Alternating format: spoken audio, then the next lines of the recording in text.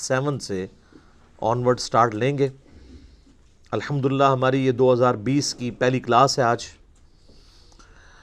پچھلی دفعہ گفتگو کنکلوڈ ہوئی تھی آیت نمبر 26 کے اوپر، جس میں اللہ تعالیٰ نے قرآن حکیم پر اٹھائے جانے والے ایک اعتراض کو ایڈریس کیا تھا کہ لوگ قرآن پر یہ اعتراض کرتے ہیں، اس زمانے کے لوگ اور آج بھی جن لوگوں کے دماغ میں کیڑا ہے، کہ اللہ تعالیٰ نے جو قرآن حکیم میں مچھر کی یا مکڑی کی یا مکھی کی مثالیں جو بیان کی ہیں، تو اس سے مقصد کیا ہے؟ یہاں تو مچھر کا ذکر ہے، اس سے پہلے مکڑی اور مکھی کی مثال آ چکی تھی۔ مکڑی کے نام پہ تو پوری سورت ہے، سورۃ العنکبوت۔ کافروں کے ایمان کو مکڑی کے جالے سے تشبیہ دی گئی تھی، اور مکھی کی مثال آئی تھی سورہ الحج کے اندر، کہ جن لوگوں کو اللہ کے سوا یہ لوگ مشکل کشا سمجھ رہے ہیں، معبود سمجھ رہے ہیں، ان کی تو اتنی سخت بھی نہیں ہے کہ وہ مکھی اگر ان سے کوئی چیز لے کر اڑ جائے تو اس سے واپس لے سکیں۔ ایک مکھی بھی پیدا نہیں کر سکتے اور نہ مکھی کی چوری کردہ شے کو واپس لے سکتے ہیں۔ تو کافروں نے اعتراض کیا کہ اللہ تو اتنا بڑا ہے، اللہ تعالیٰ تو اتنا بڑا عالم ہے، تو وہ کیوں مثالیں ایسی بیان کرتا ہے چھوٹی چھوٹی؟ تو اس پہ اللہ تعالیٰ نے فرمایا تھا کہ اللہ تعالیٰ اس بات سے حیا محسوس نہیں کرتا کہ وہ مچھر یا اس سے بھی کسی حقیر چیز کی مثال بیان کرے، کیونکہ اللہ کا مقصد کسی کے اوپر علم کا روب ڈالنا نہیں ہے، بلکہ بات کو سمجھانا ہے۔ اور پھر ساتھ ہی اللہ تعالیٰ نے ٹونٹ کے طور پہ یہ بات کی کہ یہ ہم اس لیے مثالیں بیان کر رہے ہیں کہ تاکہ اہل ایمان جو ہیں وہ تو اس کو قبول کر لیں گے، ان کے ایمان میں اضافہ ہوگا۔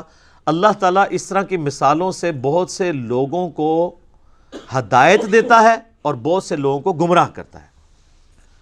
اچھا، یہ آیت لوگوں نے پکڑی ہوئی ہے، یضل بہ کثیرا ویہدی بہ کثیرا، اور یہ قرآن نہیں پڑھنا چاہیے، قرآن پڑھ کے کوئی گمراہ بھی ہو سکتا ہے۔ جس کا یہ عقیدہ ہے کہ قرآن گمراہ کرنے والی کتاب ہے، وہ تو کافر ہے، کیونکہ قرآن گمراہی کے لیے تو آئی نہیں ہے، یہ تو ھدی للناس ہے۔ سورہ البقرہ میں ہے ھدی للناس وبینات من الھدی والفرقان، یہ پوری انسانیت کے لیے ہدایت ہے، اور اس میں ہدایت کے روشن دلائل ہیں، اور یہ حق اور باطل میں تمیز کرنے والی کتاب ہے، الفرقان۔ اور یہ الفرقان جو ہے یہ صرف کتاب نہیں ہے، جس شخص پہ یہ نازل ہوئی ہے ان کے بارے میں صحیح بخاری میں حدیث ہے، محمد فرق بین الناس، محمد صلی اللہ علیہ وآلہ وسلم لوگوں میں حق اور باطل کے اعتبار سے فرق ہے۔ تو ہمارے محبوب صلی اللہ علیہ وآلہ وسلم بھی الفرقان ہے، اور ان پہ جو کتاب نازل ہوئی ہے بھی الفرقان ہے، یعنی حق اور باطل میں تمیز کرنے والی کتاب۔ اب ان آیات کے ہوتے ہوئے کوئی یہ کہے کہ قرآن لوگوں کو گمراہ کرتا ہے، تو وہ اپنے دماغ کا علاج کروائے۔ یہ آیت یہ بیان ہو رہی تھی کہ جو لوگ قرآن کا مذاق اڑاتے ہیں، قرآن پہ ایمان نہیں رکھتے، قرآن کی دعوت کو قبول نہیں کرتے، وہ گمراہ ہوتے ہیں، کیونکہ یہ جب مثال بیان ہوگی ایمان والے قبول کر لیں گے، ان کو ہدایت مل جائے گی، اور جب قرآن میں مثال کا کوئی انکار کرے گا وہ گمراہ ہو جائے گا۔ یعنی قرآن نے اسے گمراہ نہیں کیا، بلکہ وہ قرآن کا انکار کر کے گمراہ ہوا۔ دیکھیں کس بڑے لیول کا یہ دھوکہ دیتے ہیں۔ اسی طرح کا ایک دھوکہ انہوں نے دیا ہوا ہے جو سورۃ الجمعہ میں آتا ہے، علماء یہود کی مثال۔ اللہ نے فرمایا یہ گدھوں کی مثال ہے، جیسے گدھے کے اوپر کتابیں لادی گئی ہوں۔ تو وہ کہتے ہیں جو کتابی باتیں کرے، جو کتابوں کے حوالے دے، تو وہ تو گدھے پہ بھی کتاب لاد دی جائے۔ اچھا، گدھے پر کتاب لادنے کی مثال اللہ نے اس لیے دی کہ گدھا کتاب پڑھ نہیں سکتا، نہ اس سے استفادہ کر سکتا ہے۔ تو وہ علماء یہود جن کے پاس اولڈ ٹیسٹمنٹ موجود تھی، تورات اور زبور موجود تھی، یا کرسچنز جن کے پاس نیو ٹیسٹمنٹ انجیل موجود تھی، ان کتابوں سے وہ نبی صلی اللہ علیہ وآلہ وسلم کے بارے میں جو پروفیسیز تھیں، پیش گوئیاں تھیں، ان کو پڑھ کے آپ علیہ السلام کی دعوت پہ لبیک کہتے، لیکن انہوں نے ان کتابوں سے استفادہ نہیں کیا، گویا کہ وہ ان گدھوں کی مانند ہیں کہ جیسے گدھے کے اوپر کتاب لاد دی جائے نا، تو گدھا کتاب تو پڑھ نہیں سکتا، صرف بوجھ ہی اٹھائے پھرتا ہے۔ تو کتاب کا مقصد تھا استفادہ کرنا، تو اللہ نے علماء یہود کو استفادہ نہ کرنے کی وجہ سے کہا ہے کہ یہ گدھوں کی مثال ہے۔ تو معذرت کے ساتھ ہمارے علماء کے لیے یہ مثال بیان ہوئی ہے، وہی خرابیاں یہاں بھی پیدا ہوں گی نا. بخاری مسلم میں حدیث آتی ہے جو کتابوں سے استفادہ کر رہا ہے وہ گدھے کی مثال نہیں ہے, کیونکہ گدھا تو کتاب نہیں پڑھ سکتا. گدھے کی مثال وہ علماء ہیں جن کے شوکیسوں میں کتابیں رکھی ہوئی ہیں اور وہ ان کو پڑھ کے صحیح بات نہیں امت تک پہنچاتے.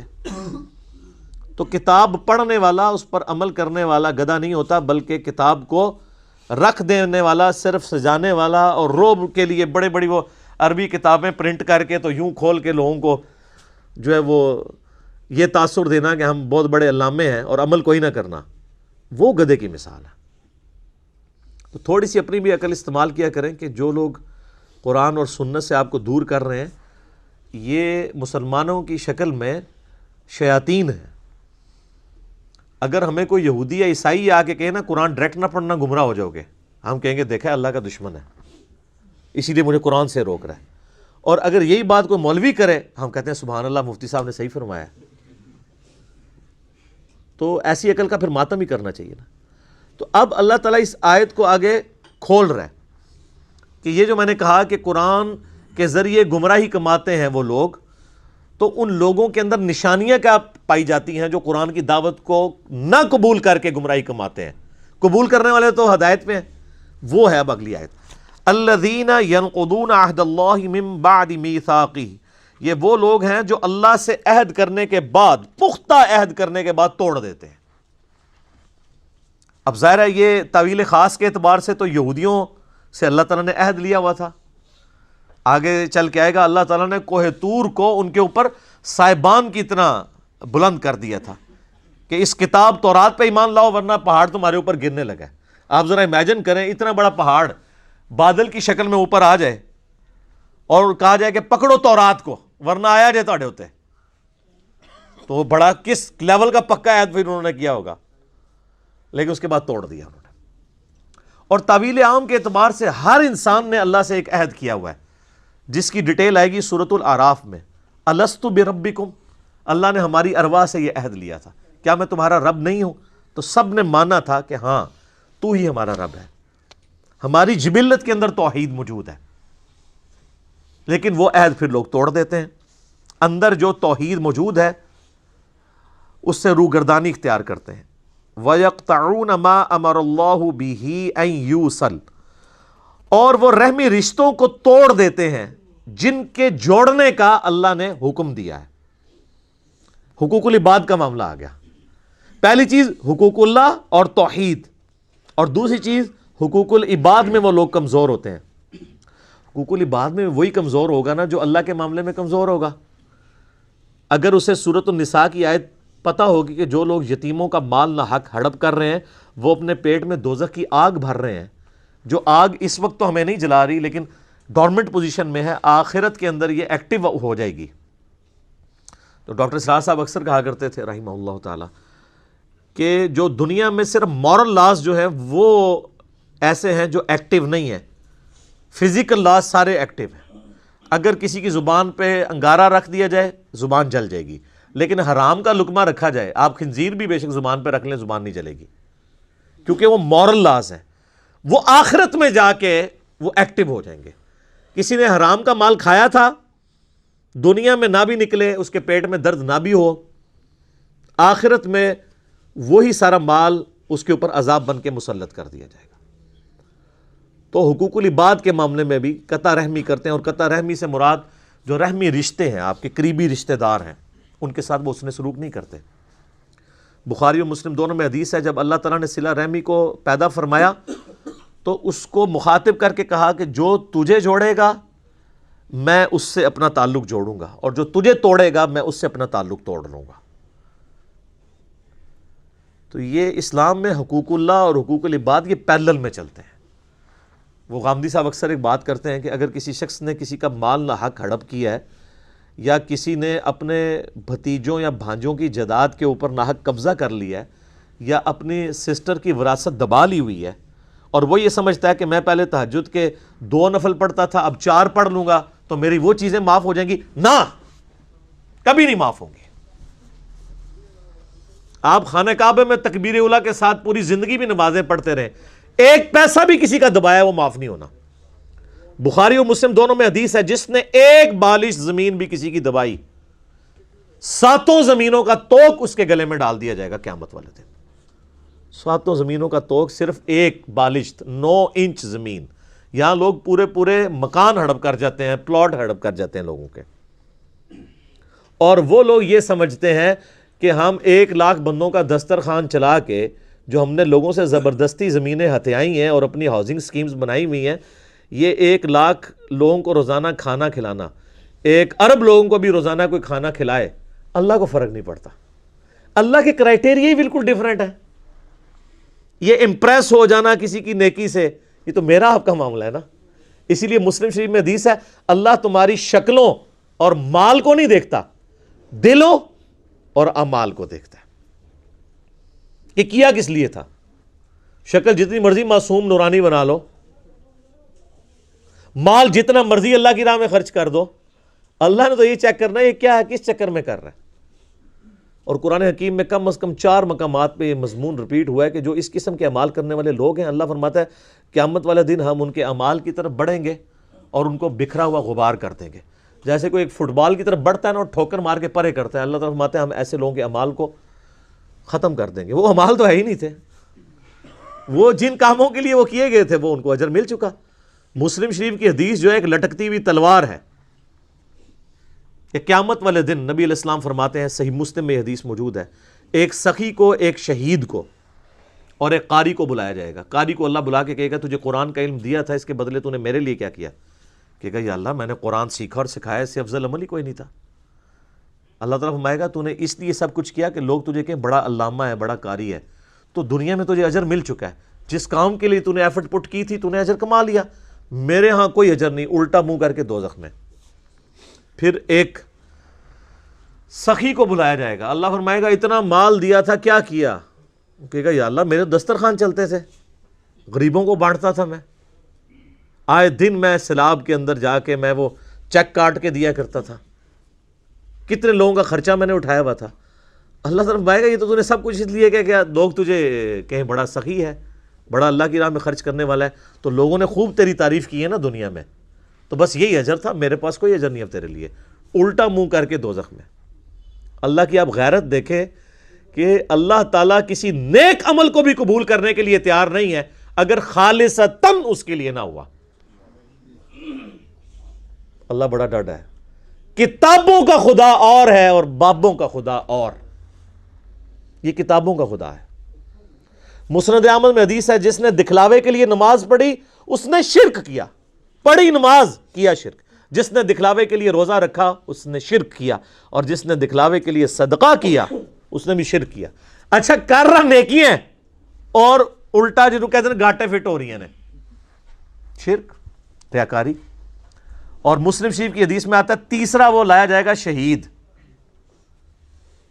تو اللہ تعالیٰ کہے گا تجھے میں نے اچھی صحت دی, سب کچھ دیا, اس کے بدلے تو نے میرے لیے کیا کیا؟ تو کہے گا یا اللہ جان تو تھی, دے دی تجھے سب سے قیمتی چیز اپنی. اللہ فرمائے گا تم نے جان اس لیے دی کہ تاکہ لوگ تمہیں بہادر کہیں, تو دنیا میں تمہیں اس تعریف سے نوازا گیا تھا, ہو سکتا ہے مرنے کے بعد میڈلز بھی مل گئے ہوں, میرے پاس کوئی اجر نہیں ہے, الٹا منہ کر کے دوزخ میں. یہ اللہ تعالیٰ نے 3 سیمپل بیان کیے ہیں. اس انسانیت میں نیک اعمال کے اعتبار سے اس سے بڑا کوئی عمل ہو سکتا ہے کہ کوئی شخص قرآن کا علم سکھاتا ہو, نمبر 2 اللہ نے دولت دی ہو, اللہ کی راہ میں خرچ کرتا ہو, اور نمبر 3 جان بھی اللہ کے لیے دے دے. یہ 3 سب سے بڑی نیکیاں ہو سکتی ہیں نا کائنات میں. تو تینوں کا آپ حشر دیکھ لیں تو باقی تو کسی کھاتے کے اندر ہی نہیں آتے. کوئی مجھے بتائے ان تینوں سے بڑی کوئی نیکی ہو سکتی ہے؟ بخاری میں حدیث ہے سب سے بہتر وہ جو قرآن سیکھے اور سکھائے. بخاری مسلم میں حدیث ہے کہ حسد اسی شخص پہ کیا جا سکتا ہے, رشک, کہ جسے اللہ نے قرآن کا علم دیا ہو, وہ قرآن کی تلاوت بھی کرتا ہو, لوگوں کو سکھاتا بھی ہو. اس سے بڑی کوئی چیز ہو نہیں سکتی. اور جان دینا سر, اس سے تو بڑی کوئی چیز ہی نہیں ہے. جو اللہ کی راہ میں قتل ہو جائیں, اللہ نے فرمایا ان کو مردہ بھی مت کہو. لیکن یہاں دیکھ لیں, اور اللہ کی راہ میں خرچ کرنا, قرآن میں نماز کے بعد سب سے زیادہ زور ہے انفاق فی سبیل اللہ کے اوپر, وہ بھی فارغ. تو یہ ساری چیزیں کسی نہ کسی کیٹیگری میں حقوق العباد کے اندر لائی کرتی ہیں. تو یہ ایسے لوگ ہیں جو قطع رحمی کرتے ہیں، وَيُفْسِدُونَ فِي الْأَرْضِ، اور زمین میں فساد مچاتے ہیں۔ فساد تو خود ہی ہو جائے گا نا، جب آپ کسی کی حق تلفی کریں گے تو وہ بڑا ہو کے خود کو حملہ آور ہی بنے گا نا، آپ کے اوپر بدلہ ہی لے گا نا آپ سے۔ جب آپ کسی کے ساتھ زیادتی کریں گے تو زمین میں فساد فی الارض تو ہوگا نا۔ یہ یاد رکھیے گا، معاشرہ دو چیزوں پہ چلتا ہے، احترام جان پہ اور احترام مال پہ۔ جس معاشرے میں جان کی حفاظت نہ ہو اور مال کی حفاظت نہ ہو، وہ معاشرہ سٹیبل نہیں ہو سکتا، چاہے وہ جتنا مرضی بڑا مذہبی معاشرہ ہو۔ اور اگر معاشرہ بالکل لا مذہب ہو لیکن احترام جان اور احترام مال ہو، وہ معاشرہ چلے گا جو آپ دیکھ سکتے ہیں۔ یورپ اور امریکہ، کتنے لوگ سکون میں ہیں۔ آپ کے کتنے پرہیزگار لوگ بھی وہاں جا کے کہتے ہیں جی ہم نے تو وہاں دیکھا جی ہر چیز طریقے سے چل رہی ہے۔ ہوتے وہ مسلمان ہیں لیکن وہاں کی تعریف کر رہے ہیں، کیوں؟ مذہب نہیں ہے لیکن احترام جان اور احترام مال ہے۔ عدلیہ آزاد ہے، ہر شخص کو حق ہے کہ وہ اپنا مقدمہ پیش کر سکتا ہے، کسی کی جرت نہیں ہے کہ وہ اپنے سٹیٹس کی بنیاد کے اوپر کسی کا حق غصب کر لے، کسی کو ایک تھپڑ بھی مار دے۔ سر یورپ اور امریکہ میں پولیس والا اگر کسی کو تھپڑ مار دینا تو پوری زندگی کی تنخواہیں جوڑ کے وہ جرمانہ نہیں ادا کر سکتا۔ یہاں سر عام پٹائی کرتے ہیں، کیونکہ جب تک جوڈیشری میں کیس پروف نہ ہو آپ کسی کو سزا نہیں دے سکتے، اور جب سزا بھی دیں گے تو اتنی دیں گے جتنی جوڈیشری ڈیفائن کرے گی۔ یہ تو نہیں ہے کہ پولیس والے لوگوں کو پکڑ رہے ہیں تو ساتھ مارنا بھی شروع کرتے ہیں، وہاں تو کوئی سوچ بھی نہیں سکتا۔ اولئک ھم الخاسرون، ایسے لوگ پھر خسارے میں ہیں۔ بڑی اہم آیت آ رہی ہے، آیت نمبر 28۔ کیف تکفرون باللہ، تم کیوں کر اللہ کا انکار کر سکتے ہو؟ کیسے کر سکتے ہو اس اللہ کا انکار؟ وَكُنْتُمْ أَمْوَاتًا فَأَحْيَاكُمْ، کہ تم مردہ تھے اس نے تمہیں زندہ کیا۔ ثُمَّ يُمِيتُكُمْ، پھر وہی تمہیں موت بھی دے گا۔ ثُمَّ يُحْيِيكُمْ، پھر تمہیں زندہ کر لے گا۔ ثُمَّ إِلَيْهِ تُرْجَعُونَ، اور پھر لوٹ کر تمہیں اسی کے پاس جانا ہے۔ اس آیت کے اندر دو زندگیاں اور دو موتوں کا ذکر آیا ہے جس سے ہر زی روح کو گزرنا پڑتا ہے۔ اللہ تعالیٰ نے جب روحوں کو پیدا فرمایا، جسم تو بعد میں دیے گئے نا ان کو، جن سے روحوں سے عہد ہوا الستو بربکم، اس کے بعد انہیں ایک نیند سلا دیا، موت۔ وہ پہلی موت تھی جو ہر ایک پہ طاری ہوئی۔ پھر اللہ تعالیٰ اس دنیا کی زندگی میں اسے ماں باپ کے ذریعے پیدا کرتا ہے، یہ اس کی پہلی زندگی ہوتی ہے۔ اس سے پہلے جو تھی وہ تو روحیں تھی نا، روح اور جسم کے ساتھ تو زندگی یہ بنی نا۔ پھر یہ دنیا کی زندگی گزارتا ہے اور اسے موت آ جاتی ہے، یہ اس کی دوسری موت ہوتی ہے۔ اور پھر قیامت والے دن اسے پھر سے زندہ کیا جائے گا، وہ اس کی دوسری زندگی ہوگی اور وہ ختم نہیں ہوگی، پھر موت نہیں آئے گی۔ اسی لیے سورہ المؤمن پارہ نمبر 24 میں آپ دیکھیں گے کہ کافروں کو جب دوزخ میں ڈالا جائے گا نا تو وہاں وہ اللہ تعالیٰ سے ایک ریکویسٹ کریں گے، اور وہ کمال کی چیز ہے۔ یہ قرآن حکیم میں دو ہی مواقع ایسے ہیں جہاں پر دو زندگیوں اور دو موتوں کا ذکر ہے۔ ایک تو یہ موقع ہے اور دوسرا ہے سورۃ المؤمن کی آیت نمبر ہے 11۔ آپ کا یہ جو بلو مصحف ہے اس میں 469 نمبر پیج ہے۔ سورۃ المؤمن، سورت نمبر 40، 40 نمبر سورت، آیت نمبر ہے 11۔ قالوا ربنا امتنا اثنتین واحییتنا اثنتین، اے رب ہمارے تو نے ہمیں 2 دفعہ موت دی اور 2 دفعہ زندگی دی۔ فاعترفنا بذنوبنا، ہمیں اعتراف ہے اپنے گناہوں کا، اپنے جرائم کا۔ فہل الی خروج من سبیل، تو اب یہاں سے بھی کہیں اور نکلنے کا کوئی معاملہ ہو سکتا ہے؟ یعنی وہ کہیں گے کہ جس طرح اے اللہ تو نے 2 زندگیاں 2 موتیں دی تو اب کوئی اگلی سٹیج بھی آنے والی ہے کہ اب ہم اپنے آپ کو سیدھا کر لیں، لیکن اب تو کوئی سٹیج نہیں ہے۔ اللہ تعالیٰ فرمائے گا ذالکم بانہ اذا دعی اللہ وحدہ کفرتم، یہ جو تم نے انجام دیکھا ہے یہ اس لیے ہے کہ جب تمہیں دنیا کی زندگی میں اکیلے اللہ کی طرف بلایا جاتا تھا تم انکار کر دیتے تھے. وَإِن يُشْرِكْ بِهِ تُؤْمِنُوا، اور جب تمہیں کہا جاتا تھا اس کے ساتھ اور ہستیوں کو شریک ٹھہراؤ تو تم بات مان لیتے تھے. فَالْحُكْمُ لِلَّهِ الْعَلِيِّ الْكَبِيرِ، تو اب حکم تو اس اللہ کا ہے جو بلند و بالا ہے اور بڑائی والا ہے. یعنی اب کوئی اس کے بعد سٹیج نہیں، یعنی یہی 4 سٹیجز ہیں.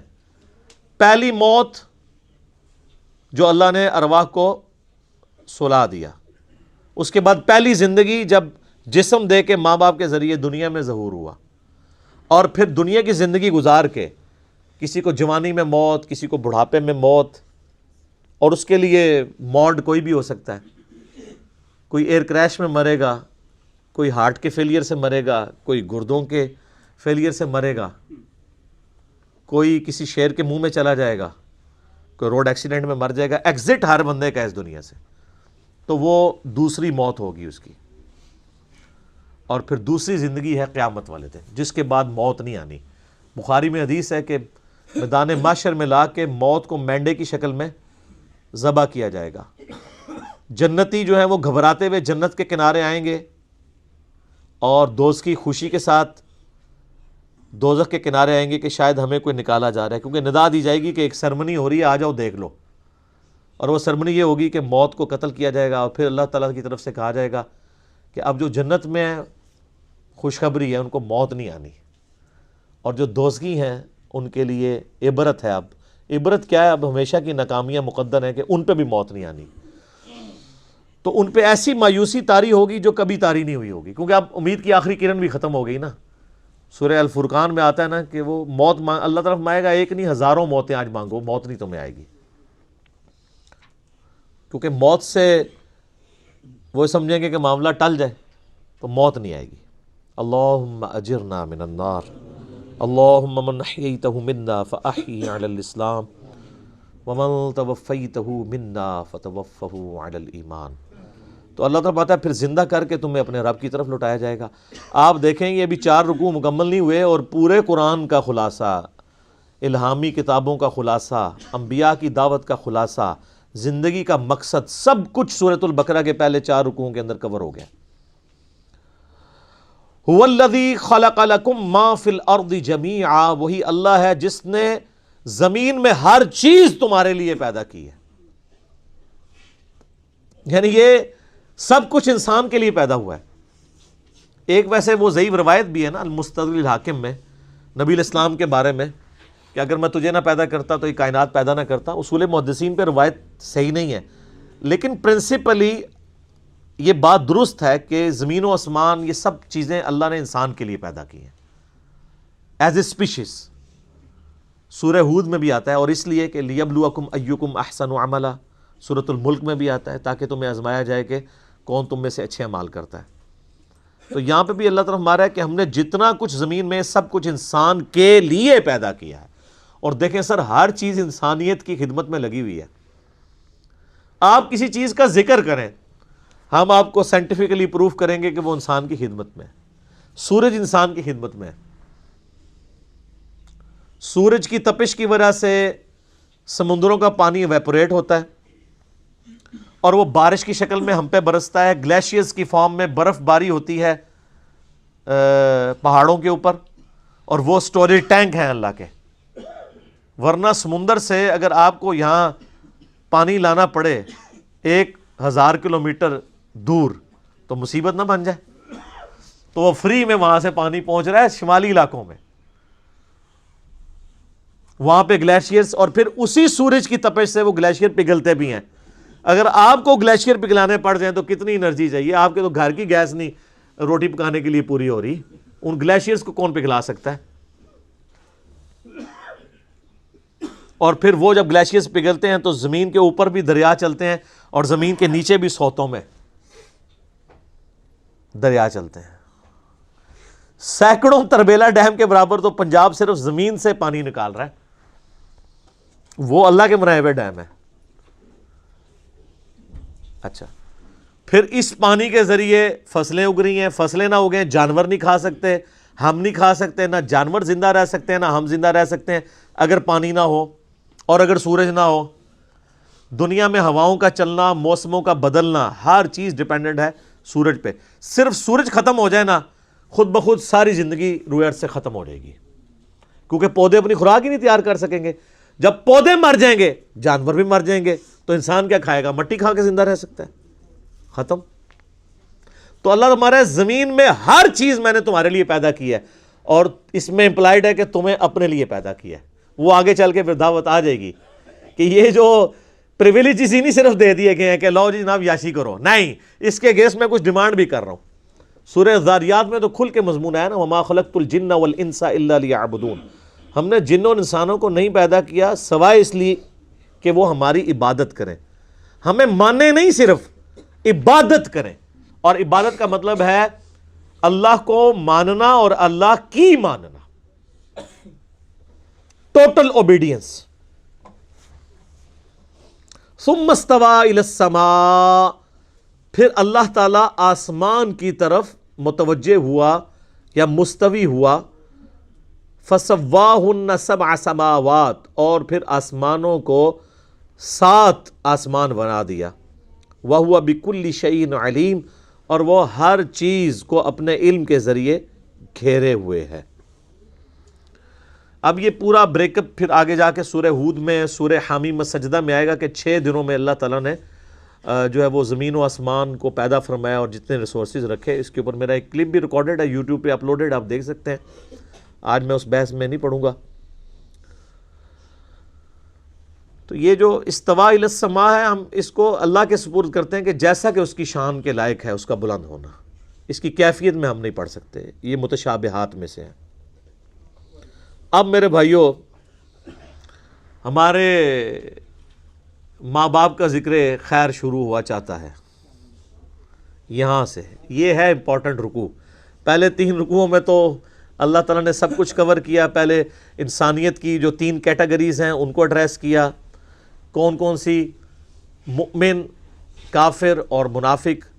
اور اس کے بعد قرآن حکیم کو اس اعتبار سے پیش کیا کہ کوئی کتاب ایسی پیش کر سکتے ہو تو پیش کرو، تم عاجز آ جاؤ گے، یہ اللہ کی طرف سے نازل ہوئی ہے. پھر اس کتاب کے اس کو بھیجنے والے نے اور ہمیں پیدا کرنے والے نے ہمیں کیوں پیدا کیا، اس کتاب کو بھیجنے کا مقصد کیا تھا. پھر بنیادی بات سے یعنی چیزوں کا آغاز کیا کہ اللہ تعالیٰ نے تمہیں زندگی دی ہے، 2 موتیں اور 2 زندگیاں، اور اس کے بعد زمین پہ اس نے تمہیں بسایا ہے. یہ میریکل پلانٹ تمہارے لیے بنایا ہے. یہاں پہ اللہ نے اس کو اس قابل بنایا کہ یہاں پہ تم زندہ رہو. اور یہ تو میں موٹی موٹی ابھی باتیں کر رہا ہوں نا، یہ تو 1 گھنٹہ بولا جا سکتا ہے. سائنٹسٹ اسے کہتے ہیں fine tuning. Millions of fine tuning صرف روئے ارض کے اوپر ہیں، ملینز میں، کروڑوں کی تعداد میں. ان میں سے 1 فائن ٹیوننگ بھی ڈسٹرب ہو جائے نا، صرف سورج اور زمین کا فاصلہ ڈسٹرب ہو جائے نا، تب بھی یہ زمین پہ ساری مخلوقات تباہ و برباد ہو جائے. یا بہت سردی ہو جائے گی یا بہت گرمی ہو جائے گی، دونوں شکل میں یہاں پہ کوئی نہیں زندہ چیز رہ سکتی. پھر یہاں پہ پانی کی فزیکل پراپرٹیز، ہر پراپرٹی ایک فائن ٹیوننگ ہے. کیمیکل پراپرٹیز، فضا کے اندر آکسیجن اور نائٹروجن کی جو مقدار ہے، پھر آکسیجن کی اپنی پراپرٹیز. صرف آکسیجن ہی آپ ختم کر دیں سب کچھ ختم. تو یہ ہر ایک فائن ٹیوننگ ہے. میں نے اس کے اوپر ایک ویڈیو ریکارڈ کروائی تھی، مسئلہ number 60، who is Allah in the light of latest scientific facts. Allah کون ہے جدید سائنسی حقائق کی روشنی میں. اب یہ چوتھا رکوع ہے جس میں اللہ تعالیٰ نے اس بنیادی بات سے شروع کیا ہے جہاں سے سارا انسانیت کا سلسلہ شروع ہوا تھا. آپ دیکھیں سورہ بقرہ جو ہے، اس کو شروع میں رکھنے کی اب آپ کو حکمت بھی کلیئر ہو رہی ہوگی. قرآن میں کوئی صورت اس قابل نہیں ہے سورہ بقرہ کے سوا کہ اسے قرآن کے آغاز میں رکھا جاتا. کیونکہ جب آپ کوئی کتاب کھولتے ہیں تو آپ کو تھوڑا ایک بلو پرنٹ تو کلیئر ہونا چاہیے کہ کتاب کیا کرنے جا رہی ہے. وہ سورہ بقرہ ہی ہے. اور اللہ کے پاس جو مصحف لوح محفوظ میں ہے، انسانیت کی پیدائش سے پہلے بھی وہ اسی ترتیب پہ ہے جو ترتیب ہمارے پاس اب موجود ہے. اگرچہ یہ ترتیب نزولی نہیں ہے، لیکن ترتیب مصحف بل ہوا قرآن مجید فی لوح محفوظ یہی ہے. اب وہ ذکر آ رہا ہے وَإِذْ قَالَ رَبُّكَ لِلْمَلَائِكَةِ إِنِّي جَاعِلٌ فِي الْأَرْضِ خَلِيفَةً. اور وہ وقت یاد کرو جب اللہ تعالیٰ نے فرشتوں سے فرمایا کہ بے شک میں زمین میں ایک خلیفہ بنانے والا ہوں. بھائی خلیفہ کی ضرورت تو اس کو پڑتی ہے جسے موت آ جانی ہو کہ مرنے سے پہلے وہ اپنے لیے کسی کو نامزد کر دیتا ہے، میرے بعد یہ کام چلائے گا. یہ معنی بھی ہوتا ہے خلیفہ کا، لیکن خلیفہ کے لیے یہ ضروری نہیں ہے کہ جو اس کو خلیفہ بنا رہا ہے کہ وہ بھی مر چکا ہو. اس کو آپ دنیاوی مثال سے سمجھیں کہ جب یہاں پہ انگریزوں کی حکومت تھی نا، تو یہاں پہ وائسرائے ہوتے تھے جو آپ سمجھ لیں ایک پپٹ کنگ، ایک کٹ پتلی ایک جو ہے وہ کنگ کے طور پہ بیہیو کرتے تھے. ان کی اپنی کوئی مرضی نہیں ہوتی تھی، جو کچھ وہاں سے آتا تھا اس کو کرتے تھے. ویسے تو آج بھی کٹ پتلی ہی ہیں، اس وقت تو بہت زیادہ ہی تھے. وہ ملکہ کی طرف سے، کنگ کی طرف سے جو آرڈر آتا تھا اس کو امپلیمنٹ کرتے تھے.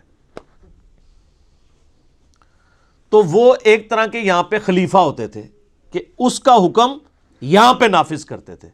وہ بھی زندہ ہے اور نافذ کرنے والا بھی زندہ ہے. ان معنوں میں آپ بغیر ریزیمبلنس کے صرف اس مثال کو ذہن میں رکھتے ہوئے انسان کس طرح اللہ کا خلیفہ ہے کہ اللہ تعالیٰ نے انسان کو زمین پہ بھیجا ہے تاکہ جو اس کے احکامات ہیں نا ان کو یہاں پہ اسٹیبلش کرے. قرآن میں جگہ جگہ یہ بات آئے گی. اللہ چاہتا تو ایک آیت واحد میں سب کو ہدایت دے دیتا، لیکن اس نے یہ طریقہ اڈاپٹ نہیں کیا. انسان خود ہی اس معاملے کو لے کے چلے. ان معنوں میں انسان اللہ کا خلیفہ ہے. اچھا، اب جب خلیفہ ہے تو پھر ظاہر ہے کہ خلیفے کو ریسورسز بھی دینے چاہیے، اختیارات بھی دینے چاہیے. اگر اس کے پاس اختیار نہیں ہوگا، یہ تو اس کے پاس اختیار نہیں ہے کہ جس نے خلیفہ بنایا ہے اس کو پوچھ سکے.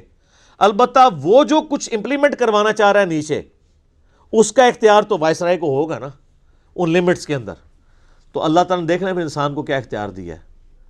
حق اور باطل کی تمیز دی ہے، اپنی مرضی سے معاملات کو چلتا ہے. چند ایک چیزیں اللہ نے اپنے پاس رکھی ہیں کہ اس کی کتنی زندگی ہونی ہے، اس نے کہاں پیدا ہونا ہے، اس کے ماں باپ کون ہونے ہیں. جو چیزیں اس کی تقدیر کے ساتھ جڑی ہوئی ہیں ان کے بارے میں اس نے سوال بھی نہیں کرنا.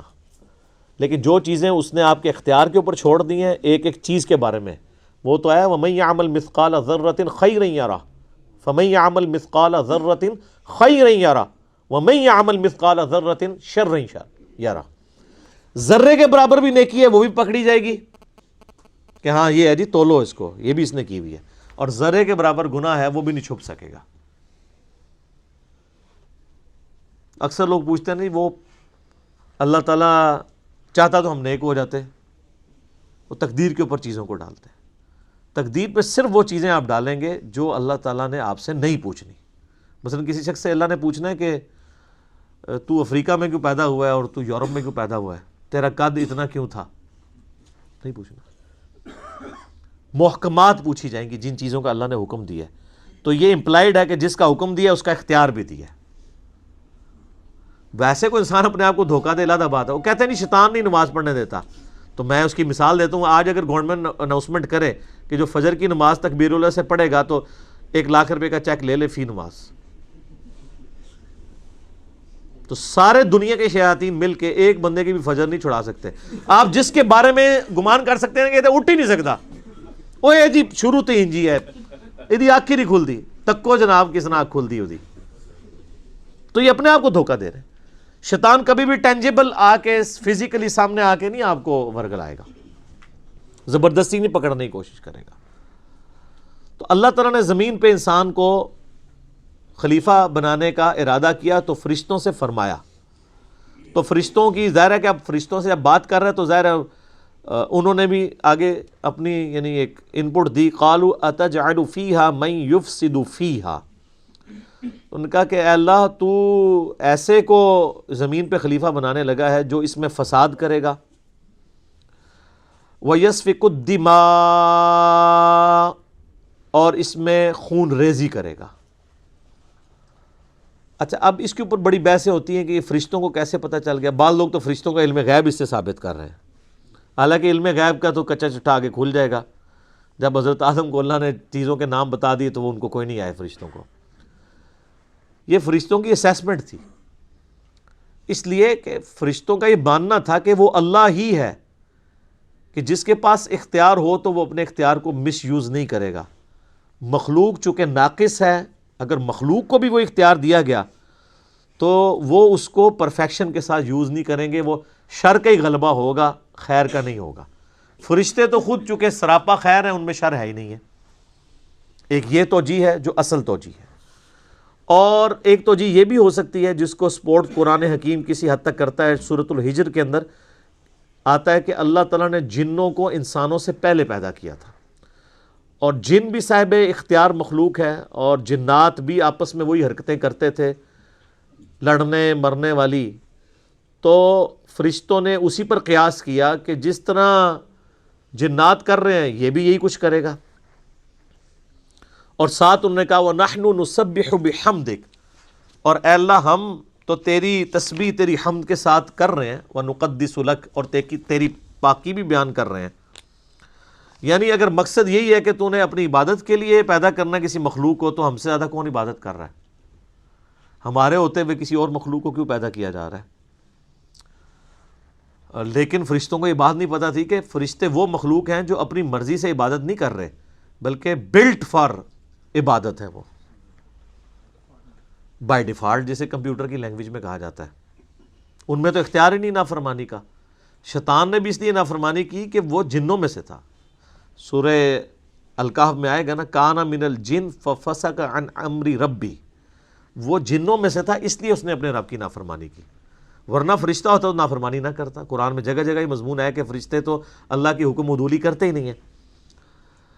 قال انی اعلم ما لا تعلمون، تو اللہ نے فرمایا میں وہ کچھ جانتا ہوں جو تم نہیں جانتے۔ مراد یہ کہ میرا یہ ایک پلان ہے اور مجھے پتہ ہے میں کیا کر رہا ہوں۔ سر آپ بڑے قیمتی ہیں۔ اللہ تعالیٰ کو انسان اتنا عزیز ہے کہ اسے، یعنی فرشتے بھی ویسے عزیز نہیں ہیں۔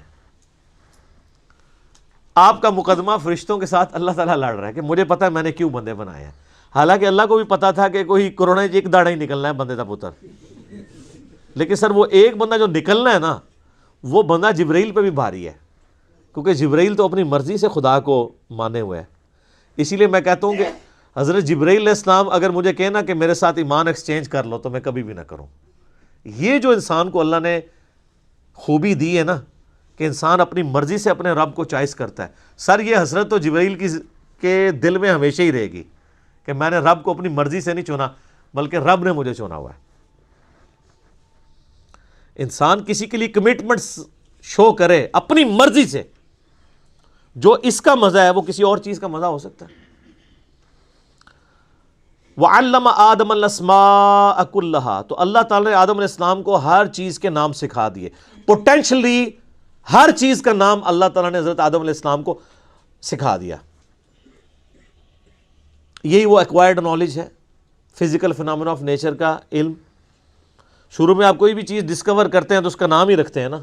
جب بھی کوئی چیز ڈسکور ہوتی ہے تو اس کا نام رکھا جاتا ہے۔ لوہا دریافت ہوا تو اس کو انسانیت نے نام دیا۔ کوئی جانور دریافت ہوتا ہے جو پہلے علم میں نہیں، اس کو نام دیا جاتا ہے۔ کوئی دھات دریافت ہوتی ہے، کوئی پیریوڈک ٹیبل میں آپ کو پتہ ہے اب تو کمپلیٹ ہو چکا ہے، تو وہ جو بھی چیز ڈسکور ہوتی ہے اس کو نام دیا جاتا ہے۔ تو پوٹینشلی اللہ تعالیٰ نے آدم علیہ السلام کو چیزیں سکھا دی تھیں، لیکن وہ آہستہ آہستہ انسانیت نے ترقی کی ہے۔ وہی علم جو ہے وہ جو پوٹینشلی، یعنی ان کے اندر یہ پوٹینشل موجود تھا، ایکسپلور ہونے میں دیکھ لیں 10,000 سال لگ گئے، اور آج دیکھ لیں انسان کا علم کہاں پہ پہنچ چکا ہے۔ عقل دنگ ہے۔ 8 سے 100 سال پہلے کا انسان زندہ ہو جائے تو وہ پاگل ہو جائے کہ انسان وہ سمجھ لے کہ یہ جنت ہی ہے۔ ہر چیز کس طریقے سے کنٹرول کی ہوئی ہے۔ الیکٹرانکس کی دنیا میں جو ایکسپلوژن ہوا ہے، پوری انسانی تاریخ میں اتنی ترقی نہیں ہوئی جتنی پچھلے 50 سالوں کے اندر ہوئی ہے۔ تو یہ ایکوائرڈ نالج، سائنس کا علم، چیزوں کے نام سکھا دیے۔ ثم عرضهم علی الملائکہ، پھر اللہ تعالیٰ نے فرشتوں پہ اس کو پیش کیا۔ فقال انبئونی باسماء هؤلاء ان کنتم صادقین، تو اللہ نے فرمایا اگر تم سچے ہو نا تو مجھے ان چیزوں کے نام بتا دو۔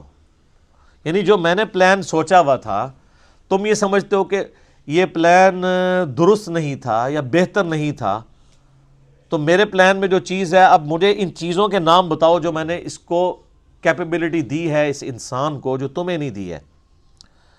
تو انہوں نے سیدھی سیدھی بات کر دی، قالوا سبحانک لا علم لنا الا ما علمتنا، انہوں نے کہا اے اللہ تو ہر عیب سے پاک ہے، ہمیں تو علم نہیں ہے مگر وہی جو تو نے ہمیں سکھایا ہے۔ اب میرا معصومانہ سوال ہے کہ حضرت جبرائیل کو چیزوں کے نام نہیں آتے، تو اولیاء اللہ جو آپ نے بنائے ہوئے ہیں وہ کہتے ہیں دل کے حال جانتے ہیں، ان کی کیا اوقات ہے؟ حضرت جبرائیل تو صرف فرشتے نہیں ہیں، فرشتوں کے پیغمبر ہیں، عام انسانوں سے تو افضل ہیں، تو وہ حضرت آدم کے دل کا حال جان لیتے نا، آدم کو تو سکھا دیے تھے نا، آدم کے تو دل میں وہ نام آ گئے تھے نا، تو جو دل کا حال پڑھ لیتے ہیں تو وہ کہتے ہیں یا اللہ ابھی پڑھ کے بتا دیتے ہیں۔ جب شیخ عبد القادر جیلانی دل کا حال پڑھ لیتے ہیں تو ہم تو فرشتے ہم نہیں پڑھ سکتے، ابھی آدم کا دل پڑھ کے آپ کو بتاتے ہیں کہ آپ نے کیا کچھ سکھایا ان کو، سب کچھ کہانی ہے۔ قرآن کے ہر صفحے پہ اتنی بڑی بڑی چپیڑیں ہیں سب کانٹیننٹ انڈیا، پاکستان اور بنگلہ دیش کے فرسودہ نظریات کے اوپر، اس لیے انہوں نے ایسے بالکل صحیح ٹوٹکا آپ کو بتایا کہ قرآن پڑھنا نہیں ہے، اس کے سوا چارہ ہی کوئی نہیں ان کے پاس، یہ رسک لے بھی نہیں سکتے۔ ترجمے بھی صرف برکت کے لیے کیے ہیں، میں آپ کو صحیح بتا رہا ہوں۔ آپ بہار شریعت کھول کے دیکھیں، فقہ حنفی کا انسائکلوپیڈیا ہے نا اردو زبان کے اندر، مفتی امجد علی صاحب نے لکھا ہے، اعلیٰ حضرت احمد صاحب ریلوی صاحب کے خلیفہ ہیں، تو جب نماز کا چیپٹر شروع ہے نا، وہ ہر چیپٹر سے پہلے نا جو ٹاپک ڈسکس کرتے ہیں نا اس پہ احادیث لے کے آتے ہیں۔ طہارت کا چیپٹر ہوگا تو بخاری مسلم سے احادیث لے کے آئیں گے، وضو کے اوپر، غسل کے اوپر، ان ساری چیزوں کے اوپر۔ اسی طریقے سے حج کا چیپٹر آئے گا، احادیث لے کے آئیں گے۔ نماز کا جب چیپٹر آیا نا تو اس میں بھی حدیثیں لے کے آئے، لیکن حدیثیں کون سی کہ نماز پڑھنے سے گناہ معاف ہو جاتے ہیں، پتوں کی طرح جھڑ جاتے ہیں۔ اب آگے نماز کا طریقہ بھی تو لکھنا چاہیے تھا نا ان کو، تو وہ حدیثیں چھوڑ دی، باقی جتنی بخاری مسلم میں حدیثیں تھیں ساری ایک جگہ جمع کر دیں، لیکن ضمیر تو ملامت کرتا ہے نا، تو اینڈ پہ جا کے لکھا کہ یہ احادیث ہم صرف برکت کے لیے لکھ رہے ہیں، رہا ان احادیث کی روشنی میں نماز کا طریقہ اخذ کرنا تو وہ ہمارا کام ہی نہیں، ہمارے بزرگوں نے بہت عرصہ پہلے یہ کام کر دیا، ہمیں اسے دوبارہ کرنے کی ضرورت نہیں ہے۔ وہ بزرگ جو بہت عرصہ پہلے کام کر کے گئے نا، وہ کام کر کے نہیں گئے، کام پا کے گئے نا۔ تو یہ اندھا تھا جب بخاری مسلم سے حدیثیں لکھ رہا تھا، اس کو نہیں پتا تھا کہ نماز کا طریقہ، جب تم فضائل لکھ رہے ہو نماز کا طریقہ بھی اسی بخاری مسلم سے لکھو نا، اور پھر بتاؤ کہ بزرگ کام ڈال کے گئے ہیں۔ تو اصول برکت کے لیے وہ کہتے، اس میں لکھا ہے کہ ہم یہ برکت کے لیے لکھ رہے ہیں، کوئی یہ نہ سمجھے کہ اس سے ہم نے نماز کا طریقہ اخذ کرنا ہے۔ تو قرآن بھی جو ترجمے ہوئے ہیں برکت کے لیے ہوئے ہیں، اس سے کوئی یہ نہ سمجھے کہ اس کو پڑھ کے اس پہ عمل بھی کرنا ہے۔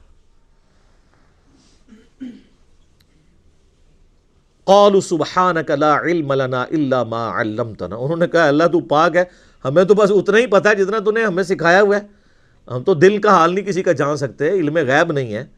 انک انت العلیم الحکیم، بے شک تو ہی ہے علم والا اور حکمت والا۔ پھر اللہ نے کہا قال یا آدم، اے آدم، انبئہم باسمائہم، ان کو ذرا بتا دو نا ان چیزوں کے نام۔ تو آدم علیہ السلام کو تو اللہ تعالیٰ نے سکھائے ہوئے تھے، تو انہوں نے پھر وہ نام بتا، فلما انبأہم باسمائہم، تو جب آدم علیہ السلام نے ان چیزوں کے نام بتا دیے، یعنی جو بھی اللہ نے ایک سامپل کے طور پہ چیزوں کے نام پوچھے تھے، تو اللہ نے فرمایا قال الم اقل لکم انی اعلم غیب السماوات والارض، تو اللہ تعالیٰ نے فرمایا کہ میں نہ کہتا تھا کہ میں زمین و آسمانوں کے غیب کو جاننے والا ہوں، وَأَعْلَمُ مَا تُبْدُونَ وَمَا كُنْتُمْ تَكْتُمُونَ، اور میں جانتا ہوں جو کچھ تم ظاہر کرتے ہو اور جو کچھ تم چھپاتے ہو۔ یہاں بھی علم غیب کا اللہ نے بتا دیا کہ غیب کا علم میرے پاس ہے، اور جتنا علم میں کسی کو سکھاؤں گا اس کو آئے گا، اور جس کو میں نے نہیں سکھایا ہوگا کسی کی کوئی کمپیٹنسی نہیں ہے کہ وہ حاصل کر سکے۔ اور میں جانتا ہوں جو کچھ تم ظاہر کرتے ہو اور جو کچھ تم چھپاتے ہو۔ اچھا، اس سے ایک بات تو یہ پتہ چلی کہ آدم علیہ السلام کو اللہ تعالیٰ نے فضیلت دی ہے علم کی بنیاد کے اوپر، وجدان، عشق، یہ جو آپ کو کوئی کہانیاں کرائی ہوئی ہیں ان پہ نہیں، علم کی بنیاد پہ۔ اور ہمارے نبی علیہ السلام کو سورہ طٰہٰ میں اللہ تعالیٰ نے یہ حکم دیا کہ آپ دعا کیا کریں قل رب زدنی علما، اے رب ہمارے، اے میرے رب میرے علم میں اضافہ کر دے۔ تو اللہ تعالیٰ فرمایا کہ میں جانتا ہوں جو کچھ تم ظاہر کر رہے ہو جو کچھ تم چھپاتے ہو۔ تھے وہ تو ہمیں بھی پتہ چل گیا کہ وہ کیا کہنا چاہ رہے تھے کہ یا اللہ ہم تیری عبادت کرنے والے ہیں، کافی ہیں، یہ زمین میں فساد کرے گا، لڑائی جھگڑا کرے گا، اور جو تم چھپاتے ہو، یعنی تمہارے دل کے اندر بھی اگر کوئی خیال آتا ہے، انہ علیم بذات الصدور، سینوں کے چھپے ہوئے رازوں کو جاننے والا ہے۔ یہاں پہ شائبہ ہوتا ہے اس بات کا کہ فرشتوں کی خواہش یہ تھی کہ انہیں خلیفہ بنایا جائے، ان کے اندر کہیں چھپی ہوئی ایک خواہش موجود تھی۔ تو اللہ نے فرمایا کہ یہ جو کچھ تم کہہ رہے ہو نا، جو تم کہہ رہے ہو وہ بھی مجھے پتہ ہے، جو تہاڈے اندر خواہش ہے نا وہ بھی مجھے پتہ ہے۔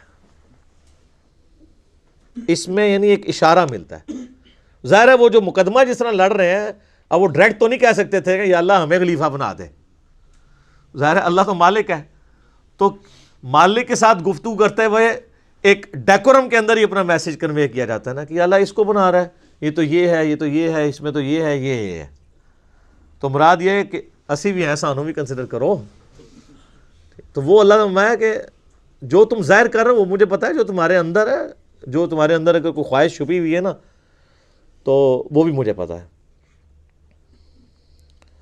وَإِذْ قُلْنَا لِلْمَلَائِكَةِ اسْجُدُوا لِآدَمَ، اور جب ہم نے کہا فرشتوں سے کہ سجدہ کرو آدم کو، فَسَجَدُوا إِلَّا إِبْلِيسَ، تو سب سجدے میں گر پڑے سوائے ابلیس کے۔ ابلیس یعنی جو جیلس ہونے والا ہے، حسد کرنے والا۔ اچھا یہاں پہ یہ حکم نہیں آیا کہ ہم نے فرشتوں اور ایک جن کو حکم دیا، یہ تغلیب کا قاعدہ ہے۔ قرآن میں 7 مقامات پہ قصہ آدم اور ابلیس آیا ہے، سورہ البقرہ میں بھی آیا ہے، اس کے بعد سورۃ الاعراف میں آئے گا، سورہ الکہف میں، سورہ بنی اسرائیل میں، سورہ طٰہٰ کے اندر، سورہ صاد کے اندر۔ لیکن ایک ہی موقع ہے قرآن میں جہاں پہ یہ بات آئی ہے کہ وہ جن تھا اس لیے سجدہ نہیں کیا۔ 6 مقامات پہ یہ پتہ ہی نہیں چلتا کہ فرشتوں کو حکم ہوا ہے تو ایک فرشتہ کیوں باغی ہو گیا ہے، جبکہ قرآن جگہ جگہ آتا ہے فرشتے باغی نہیں ہوتے۔ اس لیے میں کہتا ہوں قرآن کا ایک صفحہ بھی اگر آپ نکال دیں نا تو قرآن ہدایت کے لیے کافی نہیں ہوگا۔